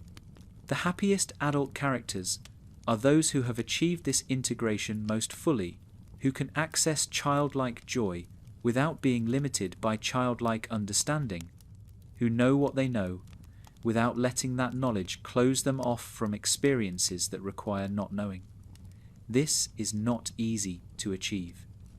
Many characters fail at it, become hardened or bitter or simply tired. But the possibility exists, modelled by characters who have managed the integration, available as aspiration for those still working toward it. The final assessment of happiness in Adventure Time must grapple with the question of whether the show's philosophy is one we should adopt, whether its vision of impermanent joy in an unstable universe is accurate and useful, or merely one perspective among many. The show does not demand that we agree with its worldview. It simply presents that worldview through story and character, allows us to sit with it, invites us to consider whether it matches our own experience of being alive. What the show gets right, I think, is the impermanence. Nothing in actual human experience suggests that permanent happiness is available. Every joy we have known has ended or will end. Every relationship we value will be disrupted by death or distance or change. Every achievement we accomplish will be superseded or forgotten. This is not pessimism, but observation, not philosophy, but reporting. The show simply takes seriously what everyone knows, but most narratives pretend away: the fundamental instability of everything we love. What the show also gets right is the continued value of happiness despite its impermanence. The fact that joy ends does not mean joy is worthless. The fact that love will be disrupted does not mean love should be avoided. The fact that achievements fade does not mean we should stop achieving. The show's characters pursue happiness, knowing they cannot keep it, love knowing they will lose, build knowing their buildings will fall. And the show treats this pursuit as meaningful, as the appropriate response to mortal existence, as what beings with consciousness should do given the universe they find themselves in. The alternative to this pursuit would be withdrawal, the decision to stop engaging with a world that cannot guarantee outcomes. Some philosophies recommend this withdrawal, suggest that suffering is reduced by reducing attachment, that peace is found by wanting nothing that can be taken away. Adventure Time acknowledges this possibility, but does not endorse it. Its characters who withdraw, who try to wall themselves off from loss, are not happier than those who remain engaged.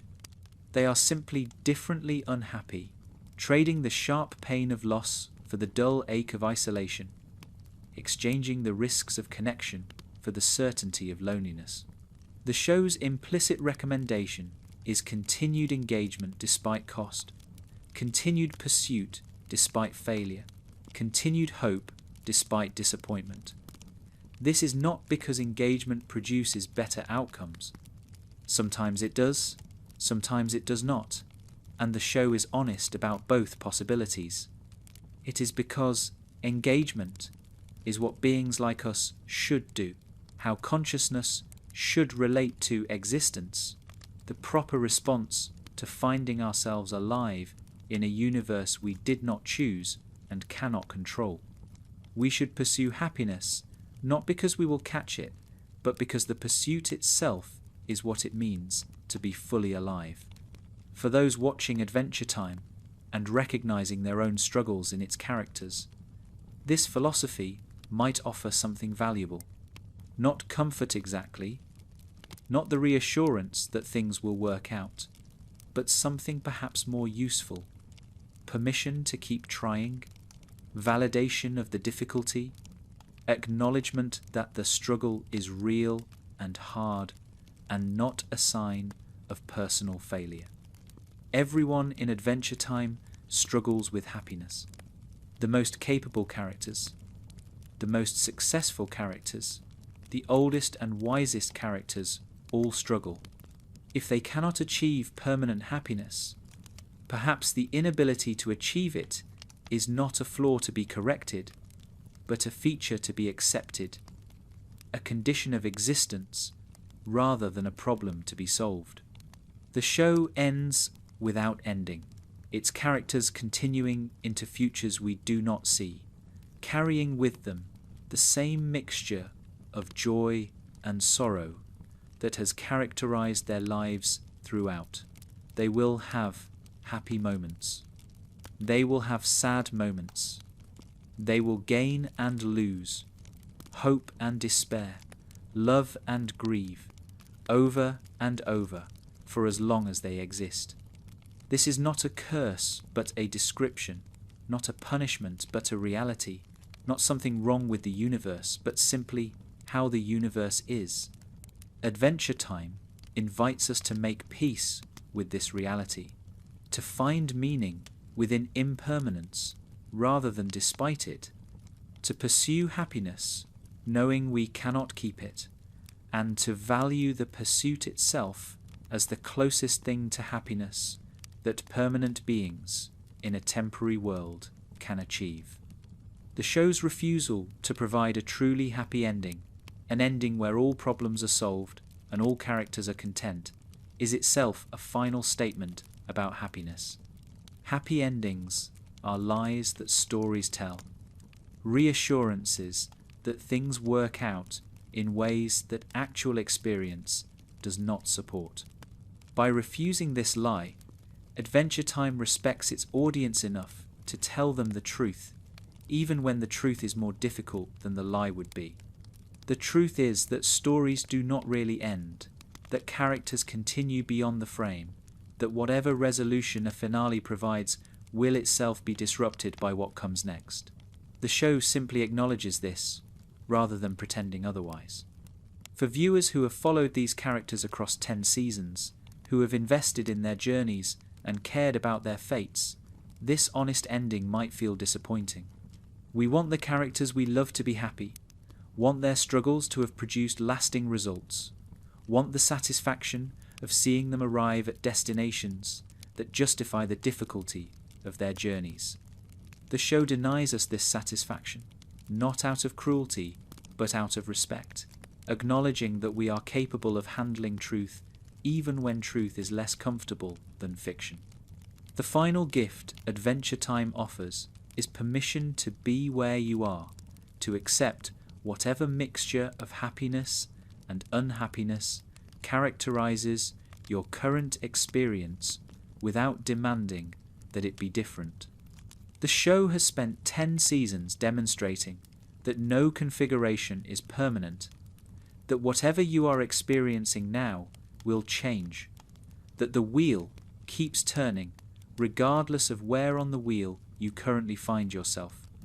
This is not comfort in the conventional sense, not the reassurance that things will get better. It is something perhaps more valuable, the acknowledgement that things are the way they are, that your experience is valid, whatever it contains, that the struggle you are engaged in is the same struggle every conscious being faces and is not a sign that you are doing something wrong. The characters of Adventure Time will continue their struggles. Finn will keep reaching for things he cannot keep. Bubblegum will keep trying to control what cannot be controlled. Marceline will keep surviving losses that would break someone less experienced in survival. Jake will keep loving with the simplicity that masks deeper complexity. Their stories do not end when the screen goes dark. They continue in the imagination of everyone who watched them, carrying forward the same patterns we have traced across these chapters, the same cycles of joy and loss that define conscious existence in a universe that offers no permanence. But before we can fully assess what Adventure Time says about happiness, we must examine the exceptions, the characters who seem to escape the patterns we have described, and ask whether their escape is real or illusory, whether it offers a model we might follow, or simply a different configuration of the same fundamental limits. We must look at BMO, at cosmic entities, at the specials that continued the story after the main series ended. The philosophy of happiness in Adventure Time is not complete without these final pieces, these perspectives that complicate or confirm what the main series established. BMO stands apart from every other character in Adventure Time, a small robot who seems genuinely happy in ways that the show's other characters cannot achieve. While Finn struggles with abandonment, while Bubblegum battles anxiety, while Marceline carries 1,000 years of loss, BMO plays games and sings songs and approaches each day with enthusiasm that seems untouched by the suffering that surrounds them. This is not ignorance. BMO has witnessed terrible things, has been present for catastrophes and losses and the accumulated trauma of the Treehouse family. Yet somehow BMO remains BMO, cheerful and present and apparently content in ways that demand explanation. The question BMO raises for the show's philosophy of happiness is whether their contentment represents an alternative path, a way of being that escapes the cycles we have traced in other characters, or whether it represents something else entirely, a different kind of existence that cannot be generalized to beings with different psychological architectures. BMO is a robot, a created being whose consciousness, whatever its nature, emerged from programming rather than biology. Perhaps their happiness is simply a feature of their design, a default setting that was installed rather than achieved, contentment that does not count as the same thing humans mean when they use that word. But the show resists this dismissive interpretation. BMO is treated as a person throughout the series, their experiences valued, their preferences respected, their happiness presented as genuine rather than simulated. If we accept BMO as a conscious being, which the show clearly invites us to do, then we must take their happiness seriously as evidence that the patterns we have traced are not universal, that some configurations of consciousness can achieve contentment that others cannot, that the impermanence which torments other characters does not torment BMO in the same way. What makes BMO different? Several factors seem relevant. First, BMO lives primarily in the present, without the elaborate temporal extensions that characterize other characters' consciousness. Finn carries his past with him, constantly shaped by childhood abandonment. Bubblegum projects into futures she tries to control. Marceline remembers across centuries, accumulating grief that never fully dissipates. BMO just is, present to whatever is happening now, apparently unburdened by the weight of what came before, or anxiety about what comes next. This present-focused consciousness may be a feature of their programming, or may be a capacity that any conscious being could develop with sufficient practice. Either way, it seems central to their happiness. Second, BMO's needs are simple and generally met. They need electricity to function, companionship to feel valued, games to play and songs to sing. These needs are not elaborate or dependent on circumstances they cannot control. They do not need to be the most important person in anyone's life, do not need romantic love or professional achievement or cosmic significance. Their happiness has a low threshold, easily crossed by the ordinary circumstances of daily life in the treehouse. This simplicity might look like limitation from the outside, but from inside BMO's experience, it appears to be freedom, liberation from the elaborate need structures that keep other characters perpetually striving and perpetually unsatisfied. Third, Bimo has a robust capacity for imagination that transforms mundane reality into adventure. The episode Bimo Noir shows them reframing an ordinary household mystery as film noir detective story, complete with internal monologue and dramatic tension. This is not delusion but play, the deliberate choice to experience reality through frames that make it more interesting and enjoyable. Bimo's happiness is partly constructed, built through imaginative engagement rather than passively received from circumstances. This capacity for construction suggests that happiness might be more about how you process experience than about what experiences you have, more about the stories you tell than about the raw material those stories interpret. The show does not present Bimo as a model that all characters should follow. Bimo's particular psychology works for Bimo, but might not work for beings with different needs and capacities. Finn cannot simply decide to be more like Bimo, cannot shed his attachment wounds through imitation, cannot achieve Bimo's presence by wanting it hard enough. But Bimo does demonstrate that happiness is not impossible in the Adventure Time universe, that the patterns of suffering we have traced are not the only patterns available, that some way of being in this world allows for contentment even amid impermanence and loss.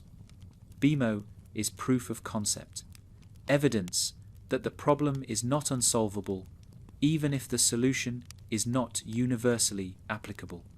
The distant future shown in the finale and expanded in the specials reveals that Bimo survives long after other characters are gone, becoming the last keeper of the treehouse's stories, the memory that persists when the beings who made the memories have departed.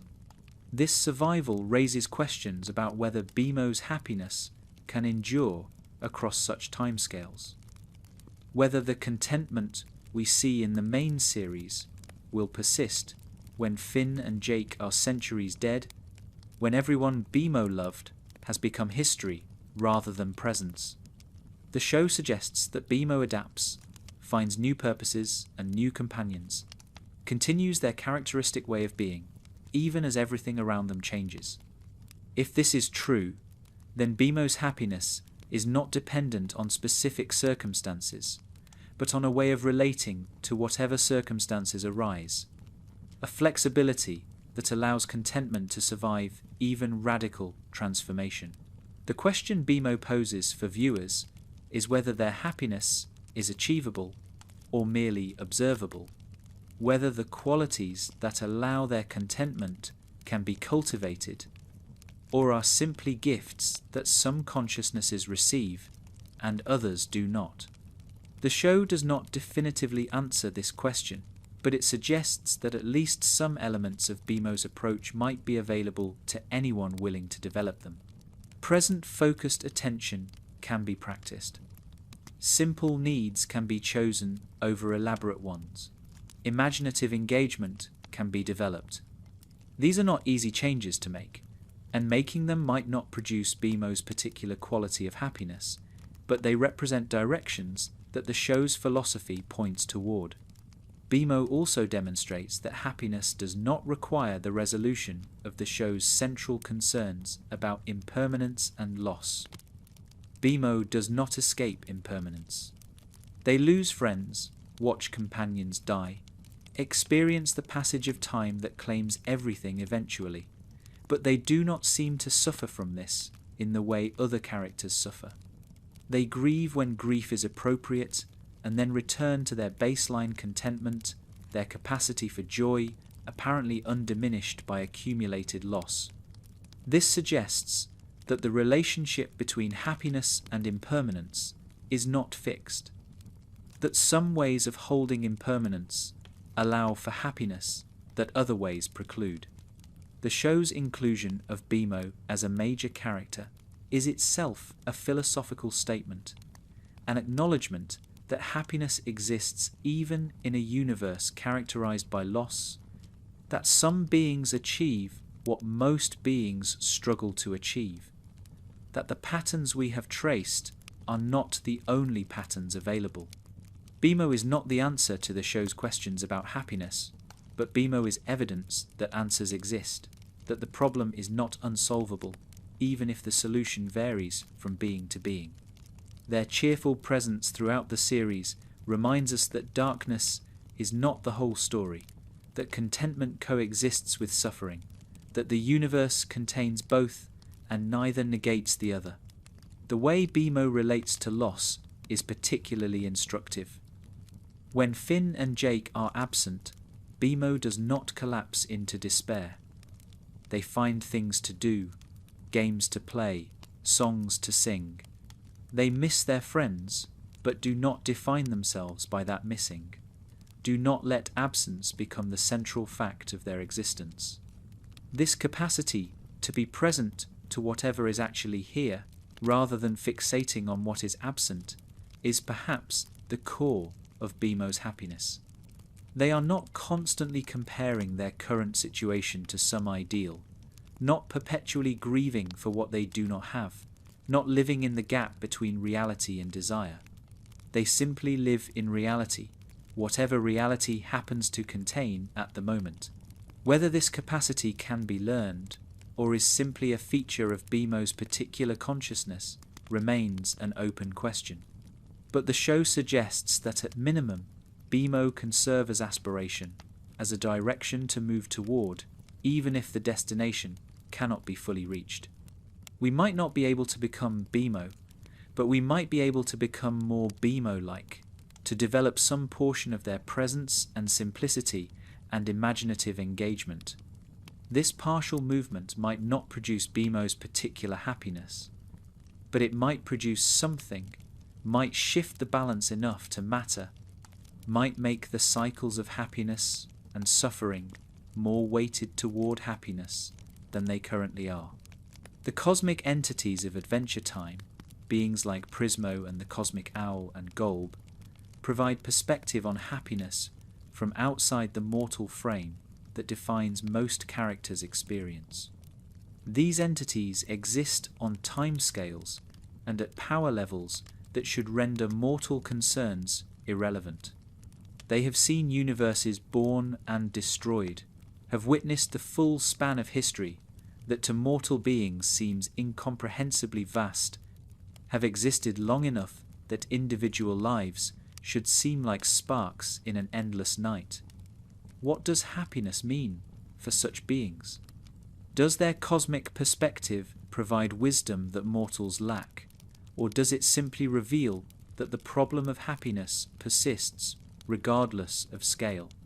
Prismo is perhaps the most fully developed cosmic character, a wish-granting entity bound to a small room, powerful beyond measure, yet profoundly constrained.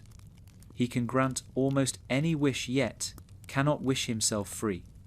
He has spent eons in essential solitude, his only regular companionship, the dreamers whose wishes he grants, and who then depart.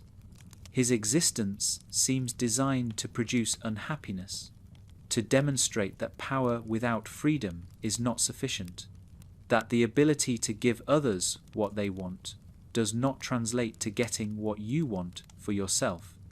Prismo is lonely, and his loneliness has persisted across timescales that should have numbed any mortal feeling. Yet he continues to feel it, continues to seek connection, continues to value the rare friendships he forms, despite knowing they will be brief relative to his endless existence. The Cosmic Owl carries a different burden, the weight of prophecy, of knowing futures that cannot be changed. His appearances herald significant events, usually unwelcome ones, and this association has made him a figure of dread rather than comfort. He knows what is coming and cannot prevent it, sees the shape of fate and cannot alter it, exists in perpetual awareness of approaching loss without the mercy of surprise or the hope of intervention. This is a particular form of unhappiness, the suffering that comes from knowledge without power, from seeing clearly what you cannot affect. The cosmic owl is not malevolent, does not want to bring bad news, but his role in the cosmic order requires him to witness and announce what he would rather prevent. GOLB represents something beyond unhappiness, a force of pure chaos and destruction that may not have any experiential states at all.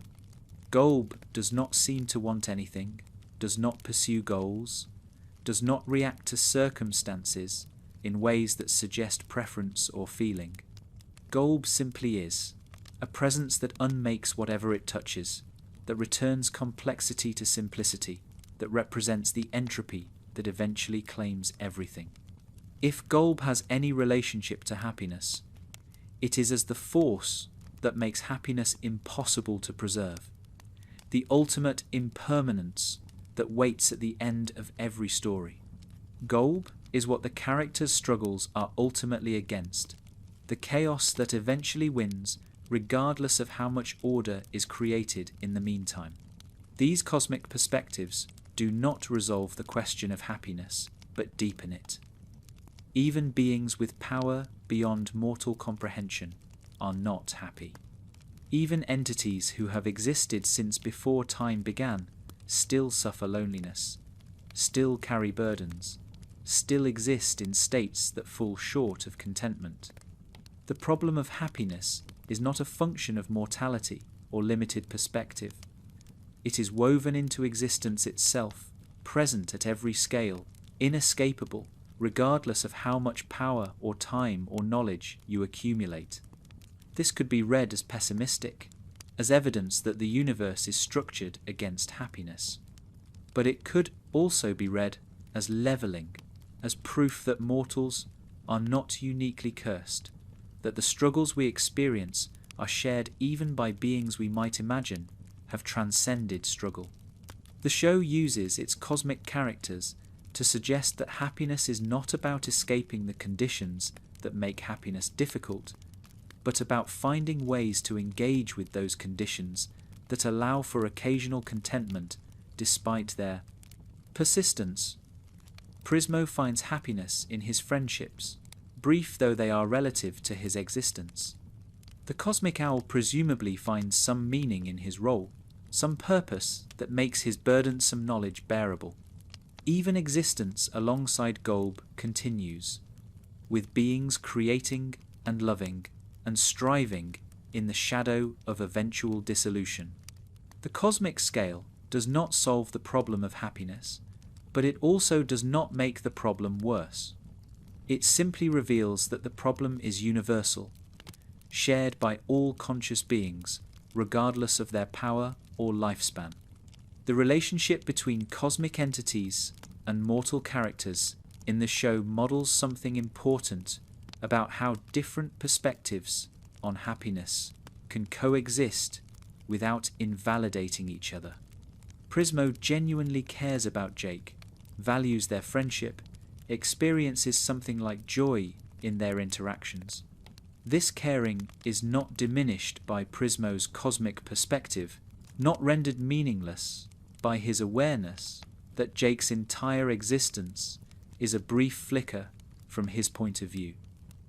If anything, the brevity makes the caring more intense, the friendship more precious. Prismo knows what mortals sometimes forget, that temporary things can be infinitely valuable, that brevity does not negate significance, that love does not require permanence to be real. GOLB's presence in the Adventure Time cosmology serves a specific philosophical function, representing the ultimate limit that all happiness faces. Whatever joy is achieved, GOLB waits. Whatever is built, GOLB will eventually unmake. This is not a character who can be defeated or negotiated with, but a force that simply exists, that defines the boundary conditions of existence in this universe. The show's characters must find happiness in GOLB's shadow, must create meaning, knowing that GOLB will eventually dissolve that meaning, must love, knowing that GOLB represents the final separation that no love can survive. This is the show's darkest truth, but also its most clarifying. Happiness must be found within limits, not through transcendence of limits, because limits cannot be transcended. The cosmic entities also raise questions about consciousness and its relationship to happiness. Are Prismo and the cosmic owl conscious in the way mortals are conscious? Does GOLB have any inner experience at all? The show does not definitively answer these questions, but it treats its cosmic characters as persons, as beings with experiences that matter, as consciousnesses whose happiness or unhappiness is real, even if it occurs on scales we cannot directly comprehend. This treatment extends the show's philosophy beyond mortal concerns, suggests that whatever happiness is, it is not unique to beings like us, that consciousness, at every scale, faces similar challenges in different forms. The friendship between Jake and Prismo provides one of the show's most touching explorations of happiness across cosmic difference.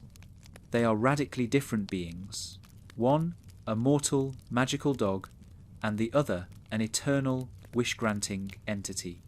Yet they genuinely enjoy each other's company, find real pleasure in their interactions, create moments of authentic connection despite the vast gulf between their modes of existence. This friendship suggests that happiness does not require similarity, that connection can bridge almost any difference, that the conditions for joy are more flexible than we might assume. Prismo's vulnerability, his capacity to be hurt and even killed, adds complexity to his cosmic status. He is powerful but not invulnerable, eternal but not indestructible. When he is killed and then restored through Jake's sacrifice, the show demonstrates that even cosmic beings can lose what matters to them, can experience the grief and relief that characterize mortal emotional life. The cosmic scale does not exempt beings from the conditions that make happiness precarious. It simply extends those conditions across larger time frames and more powerful capabilities. The show's treatment of GOLB as a force beyond personality or preference raises questions about whether happiness requires the kind of consciousness that can value one state over another. GOLB does not seem to want anything, does not prefer existence to non-existence, does not care whether beings are happy or suffering. This absence of preference is itself terrifying, a reminder that the universe, at its most fundamental level, may be indifferent to the happiness we pursue. But indifference is not opposition. The universe not caring about our happiness is not the same as the universe working against our happiness. We pursue happiness in an indifferent context, which is perhaps the only context that makes pursuit meaningful. The Distant Lands specials, released after the main series ended, provide additional perspectives on the show's philosophy of happiness by following characters into contexts the original run could not explore. Bemo's origin story, Marceline and Bubblegum's domestic life, Finn and Jake's journey through death and reunion, Peppermint Butler's past and future. Each special adds texture to our understanding of how Adventure Time conceives happiness and its obstacles. These are not retractions or revisions of what the main series established, but extensions, explorations of what the philosophy looks like when applied to new situations. The Bemo special reveals their origin as a creation designed for a purpose they never fulfilled, meant to care for children who were never born, built for a role that circumstances rendered impossible. This backstory reframes Bemo's happiness as even more remarkable. They were created for a purpose that was denied them, should carry the weight of unfulfilled design, might reasonably be expected to feel incomplete or purposeless. Instead, they found new purposes, new contexts for their caring nature, new children to nurture, even if those children were not the ones they were built for. Bemo's happiness is revealed as adaptive, flexible, capable of finding fulfillment even when original purposes are thwarted. The Obsidian special shows Marceline and Bubblegum in something like domestic happiness, living together, navigating the ordinary challenges of partnership, dealing with threats to their kingdom as a team rather than as individuals. This is the happy ending that the main series gestured toward but never fully depicted. The relationship finally stabilized after centuries of difficulty. But even in this happiness, the show refuses to present permanence. The special's conflict arises from Marceline's past, from wounds that their current happiness has not fully healed, from the way that history persists even into apparently resolved relationships. They are happy, genuinely happy, and their happiness still contains the seeds of conflict, still requires work, still exists within the impermanence that characterizes all happiness in this universe. Together again, the special focused on Finn and Jake, confronts death directly, showing us the afterlife that awaits the show's characters and exploring whether happiness is possible beyond mortal existence. The answer it provides is characteristically complicated. Death in Adventure Time is not an ending, but a transition, a movement to a different mode of existence that has its own pleasures and pains, its own possibilities for happiness and suffering.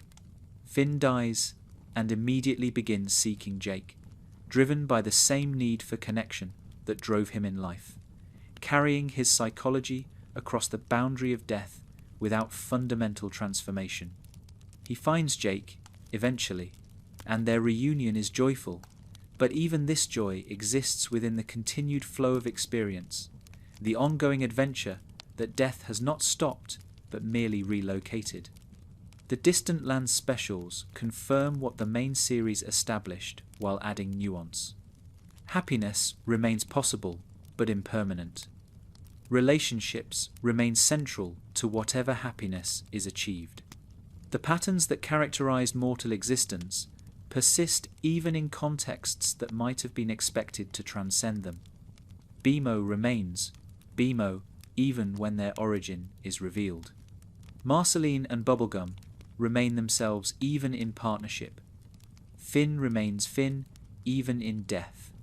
The show suggests that who you are persists across contexts, that the patterns you have developed will continue to shape your experience regardless of how circumstances change, that happiness and its obstacles are functions of consciousness itself rather than the particular situations consciousness finds itself in. The specials also provide something the main series could not: the long view, the perspective of what happens after. We see that the story continues, that the characters persist, that life goes on in forms we could not have anticipated from within the main series frame. This long view is neither optimistic nor pessimistic, but simply realistic, acknowledging that existence extends beyond any particular narrative's boundaries, that endings are always somewhat arbitrary, that the wheel keeps turning after the camera stops rolling. The characters we have followed will continue to pursue happiness, will continue to find it and lose it, will continue the cycles we have traced until their consciousnesses finally cease.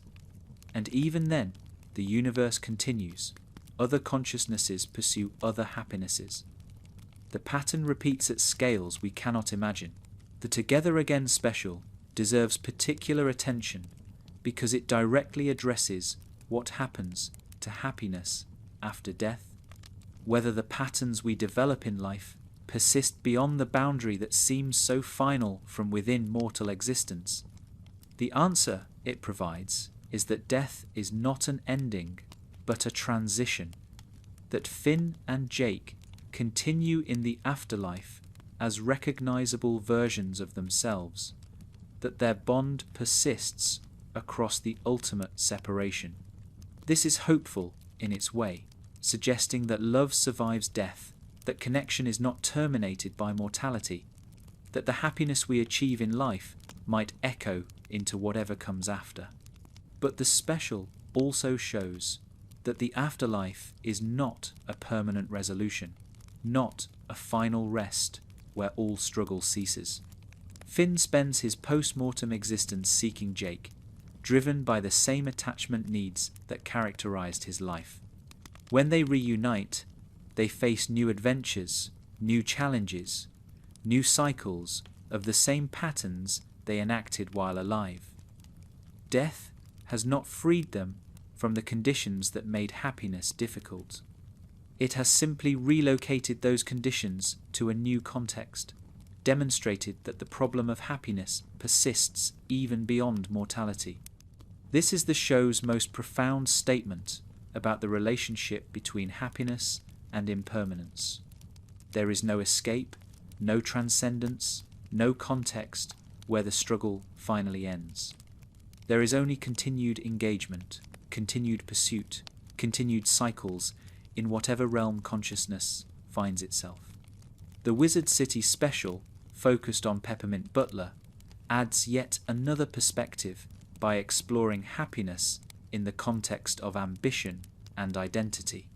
Peppermint Butler's pursuit of dark magic, his willingness to sacrifice in pursuit of power, his complex relationship with Princess Bubblegum, all illuminate how the desire for achievement can both support and undermine happiness. His story suggests that some pursuits of happiness are self-defeating, that some things we think we want would not actually make us happy if we achieved them, that wisdom about happiness requires discernment about what is actually worth pursuing. The Obsidian special deserves additional attention for what it reveals about happiness in established relationships. Bubblegum and Marceline have achieved what many of the show's characters never achieve: stable partnership with someone they love. Yet even this stability is not static. They must continue to navigate their differences, must revisit old wounds when circumstances bring them to the surface, must actively maintain what they have built rather than assuming it will maintain itself. Their happiness is real, but requires ongoing work, demonstrating that even achieved happiness must be continuously re-achieved, that the stability of long-term relationship is dynamic rather than static. The specials collectively suggest that the show's philosophy of happiness extends beyond any particular configuration of characters or circumstances. Whether exploring the origin of a robot, the domestic life of immortal lovers, the afterlife journey of brothers, or the ambitions of a candy butler, the same themes recur. Happiness is possible. Happiness is temporary. Happiness requires engagement. Happiness coexists with suffering. These themes are robust enough to survive application to radically different situations, suggesting that they capture something real about the nature of happiness rather than being artifacts of particular narrative choices. The existence of the specials also demonstrates that the story can continue, that endings are provisional, that what seemed like conclusion can always be extended if there is more to say. This meta-level statement about narrative impermanence mirrors the content-level statement about happiness impermanence. Just as characters' happy endings are revealed to be pauses rather than conclusions, the show's ending is revealed to be a pause rather than a conclusion. Stories, like happiness, can always continue, can always reveal new dimensions, can always refuse the finality that endings seem to promise. The relationship between Adventure Time and its audience raises questions about happiness that extend beyond the fictional world into our own experience as viewers. We watch these characters struggle with happiness, invest in their journeys, feel something, when they succeed or fail. What does this investment say about our own relationship to happiness? Why do we return to stories about impermanent joy and inevitable loss? What do we get from watching fictional beings navigate the same challenges we face in our own lives? One answer is that fiction provides practice, a safe space to experience emotions that would be overwhelming in real life. When Finn loses his arm reaching for his father, we feel something like grief without actually losing anything ourselves. When Bubblegum and Marceline finally kiss, we feel something like joy without having done the centuries of work that their relationship required. Fiction allows emotional experience without emotional consequence, lets us rehearse feelings in a context where the stakes are not real, where we can feel fully without risking real loss. But this answer seems incomplete. The emotions we feel watching Adventure Time are not entirely safe or inconsequential. They change us, at least a little, add to our emotional experience in ways that persist beyond the viewing. The grief we feel for fictional characters is real grief, diminished in intensity but not in kind, from the grief we feel for real losses. The joy is real joy. The investment is real investment. We are not merely practicing emotions, but actually having them, using fiction as a trigger for genuine emotional experience that happens to be prompted by events that did not actually occur. Another answer is that fiction provides perspective, shows us our own situations reflected in characters whose circumstances differ enough from ours to make observation possible. We cannot easily see the patterns of our own lives because we are inside them, too close to recognize what would be obvious to an outside observer. Fiction creates distance, lets us see patterns in characters that we might then recognize in ourselves, provides the outside view that self-reflection struggles to achieve. When we watch Finn repeat his romantic patterns, we might recognize our own patterns. When we watch Bubblegum's control anxiety, we might see our own anxiety reflected. This perspectival function of fiction connects directly to happiness because one of the primary obstacles to happiness is the inability to see our own patterns clearly enough to change them. We repeat behaviors that make us unhappy because we do not recognize them as patterns, experience them instead as responses to unique circumstances, fail to see the common thread that runs through apparently different situations. Fiction can reveal threads, can show us what repetition looks like from outside, can provide the recognition that might, in our own lives, be the beginning of change. Adventure Time's particular value in this regard is its willingness to depict failure alongside success, to show characters who do not overcome their patterns, who continue to struggle despite awareness, who model the difficulty of change alongside its possibility. A show that depicted easy transformation would be less useful as perspective because our own transformations are not easy, because we know from experience that recognizing a pattern does not automatically dissolve it. Adventure Time respects this difficulty, shows characters who know what they are doing and do it anyway, who understand their patterns and repeat them nonetheless, who demonstrate that self-knowledge is necessary but not sufficient for change. The audience's relationship to Adventure Time is itself a form of the happiness the show depicts.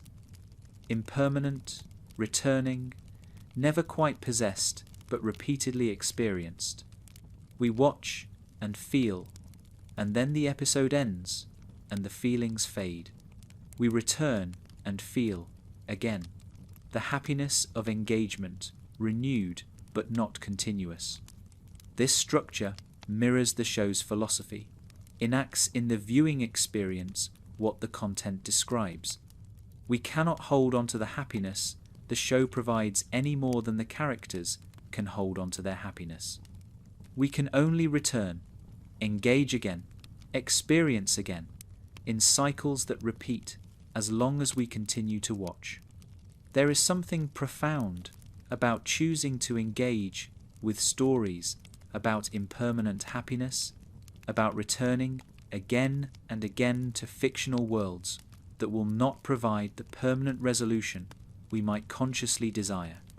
This choice suggests that, on some level, we understand what the show is teaching, that we already know permanence is not available, that we find value in the engagement itself, rather than in any permanent acquisition the engagement might provide.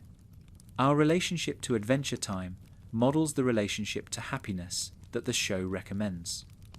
Continued engagement, despite the certainty that engagement will not produce permanent results. Continued investment, despite the knowledge that invested things can be lost. The community that forms around Adventure Time, the discussions and analyses and shared appreciation, represents another dimension of the happiness the show provides. We are not alone in our engagement. Others have watched the same episodes, felt the same feelings, drawn the same or different conclusions. This shared experience creates connection, provides the social dimension of happiness that the show depicts as central to whatever happiness is available. When we discuss Adventure Time with others, when we share interpretations and favourite moments and emotional responses, we are enacting the show's philosophy, finding happiness through connection with others who have engaged with the same material. The show's ending, and the grief many fans felt at its conclusion, also mirrors the show's content. We lost something we loved. The happiness the show provided came to an end. And yet we continue, carrying the show with us, returning to it through rewatches and discussions and memories. The show taught us how to lose it, modelled in its content what we would experience when its content was no longer being produced. This is perhaps its final gift, preparation for its own ending, the tools to process a loss that the show itself would eventually become. The phenomenon of rewatching Adventure Time reveals something important about how we relate to happiness in fiction. We return to episodes we have already seen, knowing how they end, knowing what will happen, yet still finding pleasure in the experience. This suggests that the value of the show is not primarily in its surprises, not in finding out what happens, but in the experience of engagement itself. We rewatch because the engagement is valuable, regardless of novelty, because the feelings the show evokes are worth feeling again, because happiness does not require newness to be real. This pattern of returning mirrors the show's philosophy of cyclical happiness. We do not watch Adventure Time once and achieve permanent satisfaction. We return, experience again, feel again, in cycles that can repeat indefinitely. The show becomes a renewable resource of happiness, available whenever we need it, providing not permanent contentment, but reliable access to temporary contentment that can be renewed through re-engagement. This is perhaps the best any source of happiness can offer. Not permanence, but renewability. Not lasting possession, but repeated access. The depth of attachment many viewers feel to Adventure Time also raises questions about whether fictional happiness is somehow lesser than real happiness, whether feeling joy for fictional characters is a pale shadow of feeling joy for real people and real events. The show's philosophy suggests that this distinction is not as clear as it might seem. All happiness is experienced in consciousness, whether the trigger for that happiness is fictional or real. The joy we feel watching Finn and Jake is real joy, happening in our real minds, as genuine an experience as joy triggered by events in the physical world. Fiction is not an escape from real happiness, but a source of real happiness, one among many, valuable in its own right. The final assessment of Adventure Time's philosophy of happiness must acknowledge both its insights and its limits. The show offers a vision of happiness as impermanent, as cyclical, as available but not permanent, as worth pursuing despite the certainty of loss. This vision is coherent and in many ways compelling, matching our actual experience better than narratives that promise permanent happiness or claim that suffering can be permanently eliminated. But it is also a vision that might be questioned, that represents one perspective among possible others, that should be adopted thoughtfully rather than accepted uncritically. The show's insistence on impermanence is its greatest insight and also its potential blind spot. Yes, everything changes. Yes, no configuration persists forever. But within this impermanence, there are stabilities, patterns that persist across time, relationships that endure through difficulty, happinesses that, while not permanent in the absolute sense, are durable enough to constitute something more than the flickering moments the show sometimes suggests. Bubblegum and Marceline have been connected for 800 years. Finn and Jake remain brothers across every challenge. Some things last, even in a universe where nothing lasts forever, and the show's focus on impermanence can sometimes obscure the real stability that exists within the flux. The show's treatment of happiness as cyclical is similarly double-edged. Yes, happiness comes and goes. But cycles can be influenced, their amplitudes increased or decreased, their frequencies adjusted through deliberate effort. The show sometimes presents its characters as caught in cycles they cannot escape, when actual experience suggests that cycles can be modified, that the lows can become less low and the highs more frequent, that progress within impermanence is possible even if permanent achievement is not. A viewer who took the show's philosophy too literally might conclude that effort is pointless, that cycles will continue regardless of what you do, when actual evidence suggests that effort matters, that how you engage with impermanence affects what impermanence feels like. These qualifications do not negate the show's insights, but contextualize them. Adventure Time is not scripture, not a complete philosophy of life, not the final word on happiness. It is one perspective, valuable for what it illuminates, limited by what it overlooks or underemphasizes. The wise viewer takes what is useful and supplements it with other perspectives, builds a philosophy of happiness from multiple sources rather than adopting any single source wholesale. Adventure Time offers important pieces of the puzzle. It does not offer the completed puzzle. What the show offers most valuably is permission, the acknowledgement that struggling with happiness is normal, that finding it difficult is not a sign of failure, that the challenges we face are shared by everyone, including fictional characters, created specifically to explore those challenges. This permission is itself a form of happiness, a relief from the secondary suffering that comes from believing we should not be struggling, that others have figured it out, that our difficulty is unique evidence of our inadequacy. Adventure Time says, everyone struggles. The struggle is not optional, and within the struggle, moments of genuine happiness are possible, worth seeking, worth savouring when they arrive. The show ends, as all shows must, but its philosophy continues in the minds of those who watched it. We carry forward the insight that impermanence is not tragedy but context, that happiness is not achievement but engagement, that the pursuit matters regardless of whether the quarry is caught. We carry forward the characters, internalized versions of Finn and Jake and Bubblegum and Marceline, who continue their adventures in our imagination, who model ways of being that we might adapt to our own circumstances. We carry forward the invitation to engage, to keep trying, to stay in the game, despite excellent reasons for quitting. The adventure continues. The time keeps passing. The happiness comes and goes like weather across a landscape that remains even when the weather changes. You are the landscape. The weather is what happens to you.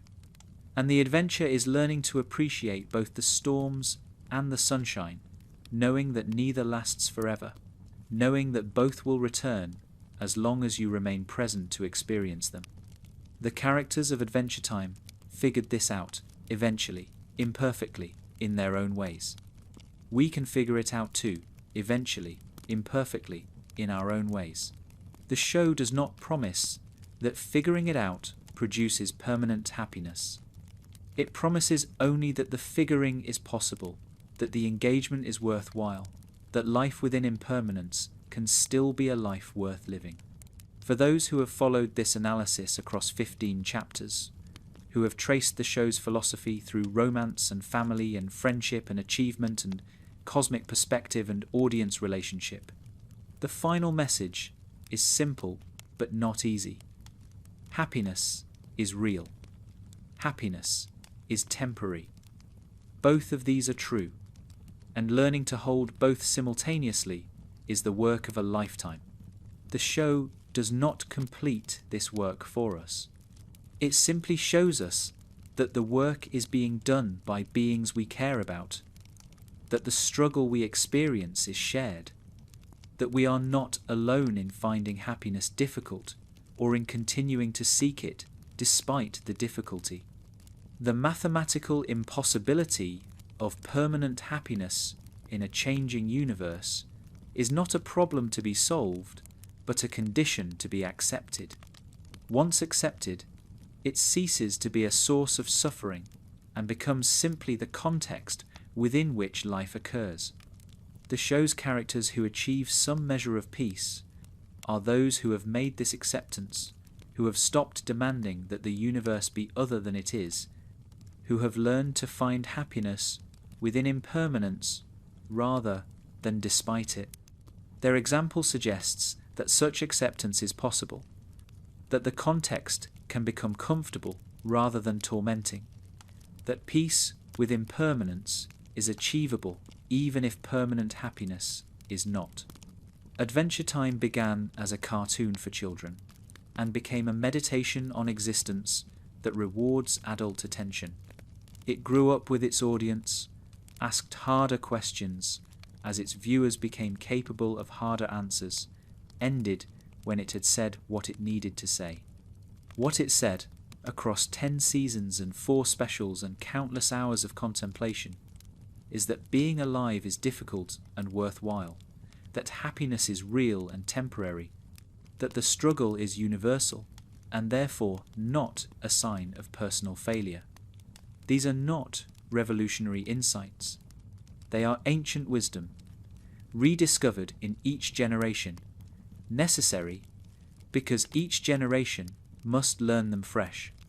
The invitation the show extends is to engage, to participate, to seek happiness, while releasing the demand that happiness be permanent. This is not a passive invitation.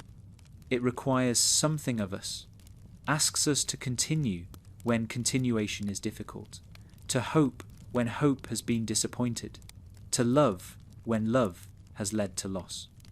The show models this engagement through characters who do not give up, who keep trying, who remain in the game across seasons of failure and occasional success.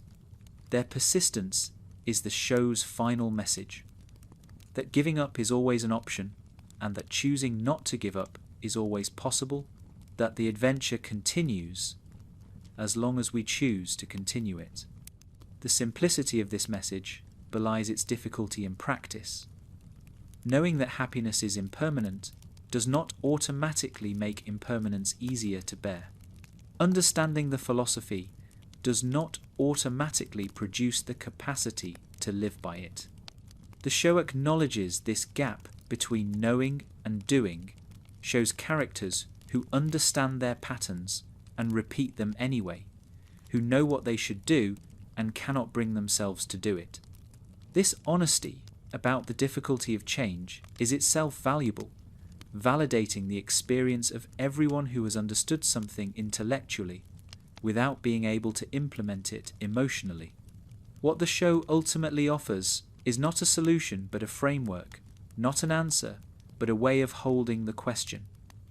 The question of happiness is not going to be resolved, not by Adventure Time or by anything else. It is going to be lived with, navigated, approached in different ways at different times.